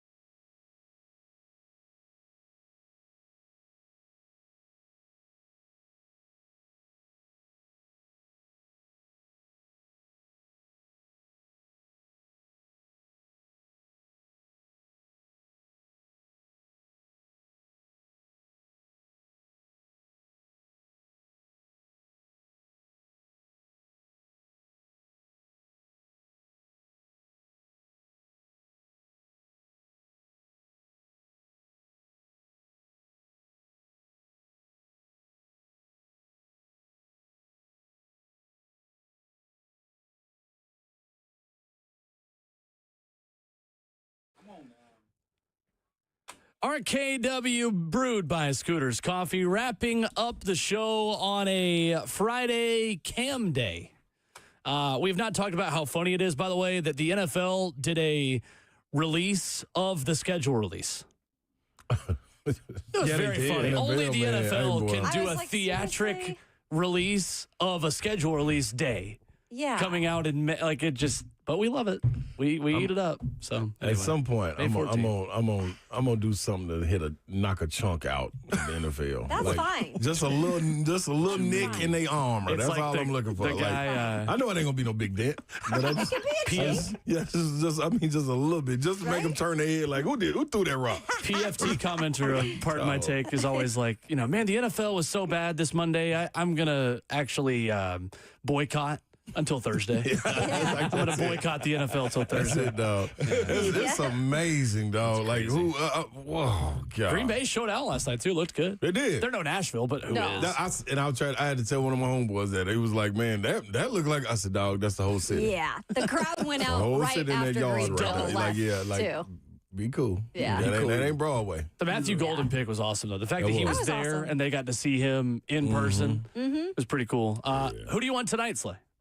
I want Luther Burden. Yeah, ain't no ifs, ands, or buts about it. I'm cool, too, also, if you do something to make Big Jeff happy. But I do think, man, at some point, you got to give him some weapons. He gotta have somebody to throw to. He's already said he's been in touch with Lockett and Calvin Ridley. Just let my boy Burks out, but that's neither here nor there. Because we do text message anyway. Don't call us. Make sure you text my boy. But this is the thing, man. If you can get a guy like Luther Burden, and everybody that talks about him, everybody keeps saying, I don't know what's going on. I don't know what it is. Like if they talking about the mom or the girlfriend, whatever it is, his talent on the field, nobody bats an eye. Make it work. Yeah. So I mean. Sometimes you got to pull the trigger on things like that, man. I would love to see that, though. I mean, you saw it with some of the guys that were drafted in the first round. I mean, James Pierce Jr. is one of those guys that the talent, you can't pass that sometimes. It's undeniable, man. You can work with the other things, like the mental part. It's got to have the right person in there. It ain't even got to be the head coach. It can be a bridge to that guy. Like, the head coach ain't got to talk to you every day. Yep. You know what I'm saying? But whoever you are for your position coach, like let that be the guy that can get through to you. So I figured. Go ahead. No. I'm taking it somewhere else. So you go ahead. I was just gonna say, wasn't that Rakia last night? That was most definitely Rakia. Why is she tweeting out? So I have a doppelganger? Because is that not her? No, because a lot of people didn't know that was her. So a lot of people kept on saying, "Is that?" Everybody Rakia was social media was like, "Is that her?" Wait a minute, I know that ain't James's girl. Yep. That makes sense. I was wondering who that was. Yep. So that's why she's oh like, my gosh. Everybody else has been like, it's a secret. It's been a secret, but she's saying like, we've been together. They've been posting each other for a while. Yep. But nobody just that's all it was. That's how I track records. Like doppelganger. That's a power couple. Yeah, holy the athletes coming out. Right. That's right. Holy I loved this last night, Slay, and I figured you could appreciate it. As the Adam Schefter news was breaking and interrupting Cam Ward about Jags and Browns, John Rothstein tweets, source, Clemson will open the season on November 3rd against New Hampshire. Brad Brownell against Nathan Davis. Just unbothered. Just not let me continue putting college basketball scheduling news. That's what I'm talking about. Clemson's going to play New Hampshire on November 3rd. That's the stuff I'm talking about. Taking a chunk. Yeah, that's what I'm talking about. You can fight that uphill battle, baby. That's a Mount Everest-sized hill. Slay, Nate Ament is evolved quickly. We'll give the people 60 seconds of your analysis on that. We've been talking about Nate for a while on this show. We talked about him with you last week before he committed. I've never seen Rick Barnes say so many positive things about an incoming freshman ever. Yeah, this right here, that lets you know where he stands. We talked about with Cam Ward, like somebody giving a haul to try to get him move up. It's kind of like a Nate Ament. Like you start to see and hear good things from a guy like Rick Barnes, who's been in the game for so long. This young man here, man, it automatically puts you back into the conversation of getting back to that pinnacle of trying to get to the Final Four. Like it is not foregone after losing the nucleus like you had to be able to reload with a guy like Ament being able to lead your front court intact, getting Gillespie, Amari Evans stepping up. So you got a lot of guys. And I was sitting there like, man, they ain't doing nothing. Like, I don't know where Tennessee is, boy, but we trickling on down the bottom of the SEC. But right back that quick, you know what I mean? And that's how quick in basketball you can change the trajectory of your program by getting a guy like Nate Ament. So, biggest thing we've seen since Bernard King. Wow. Wow. Potentially. Make sure you be throw fun that to on watch. there. Yeah. What you got on 3HL today coming up? Oh, man, we got a good show, man. Like, I would just say, man, stay tuned. You never know who'll pop in, man. But you'll love to see if somebody does pop in. Just keep your eyes and your ears open, man, at all times. But we've been 6 in Peabody. Nice. Oh, Yeah, cool. we've been 6 in Peabody live and direct. Their So tacos are so good. By the way, I've yet to do it today. I got to at this point. Tennessee, everything school. I just want to throw that out there. Yeah. With James Pierce going in the first round, Tennessee has currently a first-round pick in the that's NFL, NBA, and MLB draft That's within the pretty same calendar. WNBA. And W. That's Pretty dope. impressive. NBA. pretty I dope. know we brag sure. a lot, and I talk a whole lot of Shiano on this station from time to time. Hey, I'm a pro out here at times. Yes, you are. At times. That's on me. But you feel me? But hey, shout out to the people in charge over there. And the NIL too, you feel me?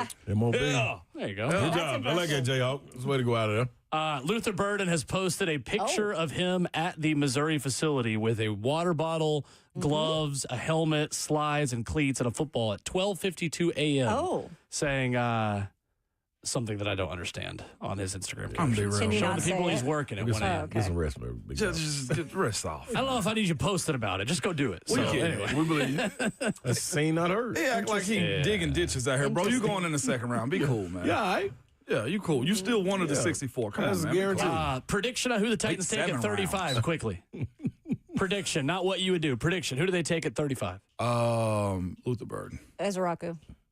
That's Edge. Donovan Ezraku, Edge, Boston College. I said Slay? Ezraku. I'm going Burden. You got a guess? I want to go with Burden, but I think they're going to take Edge. I think they're going Donovan Ezraku. Edge, BC. I want Burden, though. I do too. I would be mad. Would not be mad. We are I might run up on stage when they out of time this morning. You can do what Adam Schefter did last night.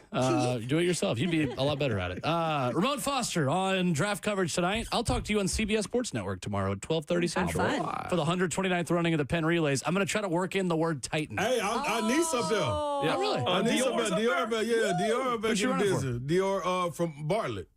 Nice. Yeah. I'll let you know if I run into him. Yeah. Tell her big unks. I'll work in the word Titan really to the cool. broadcast. That's your reason to watch. 12:30 CBS Sports Network. Ramon, send us. Y'all know how it is, man. Enjoy this weekend, man. Love each other, man. Call somebody you ain't talked to in a while. Buy somebody a random drink. Life's too short to be mad about anything. You got your pick. Enjoy him. And you know what? Make it back to us on Monday.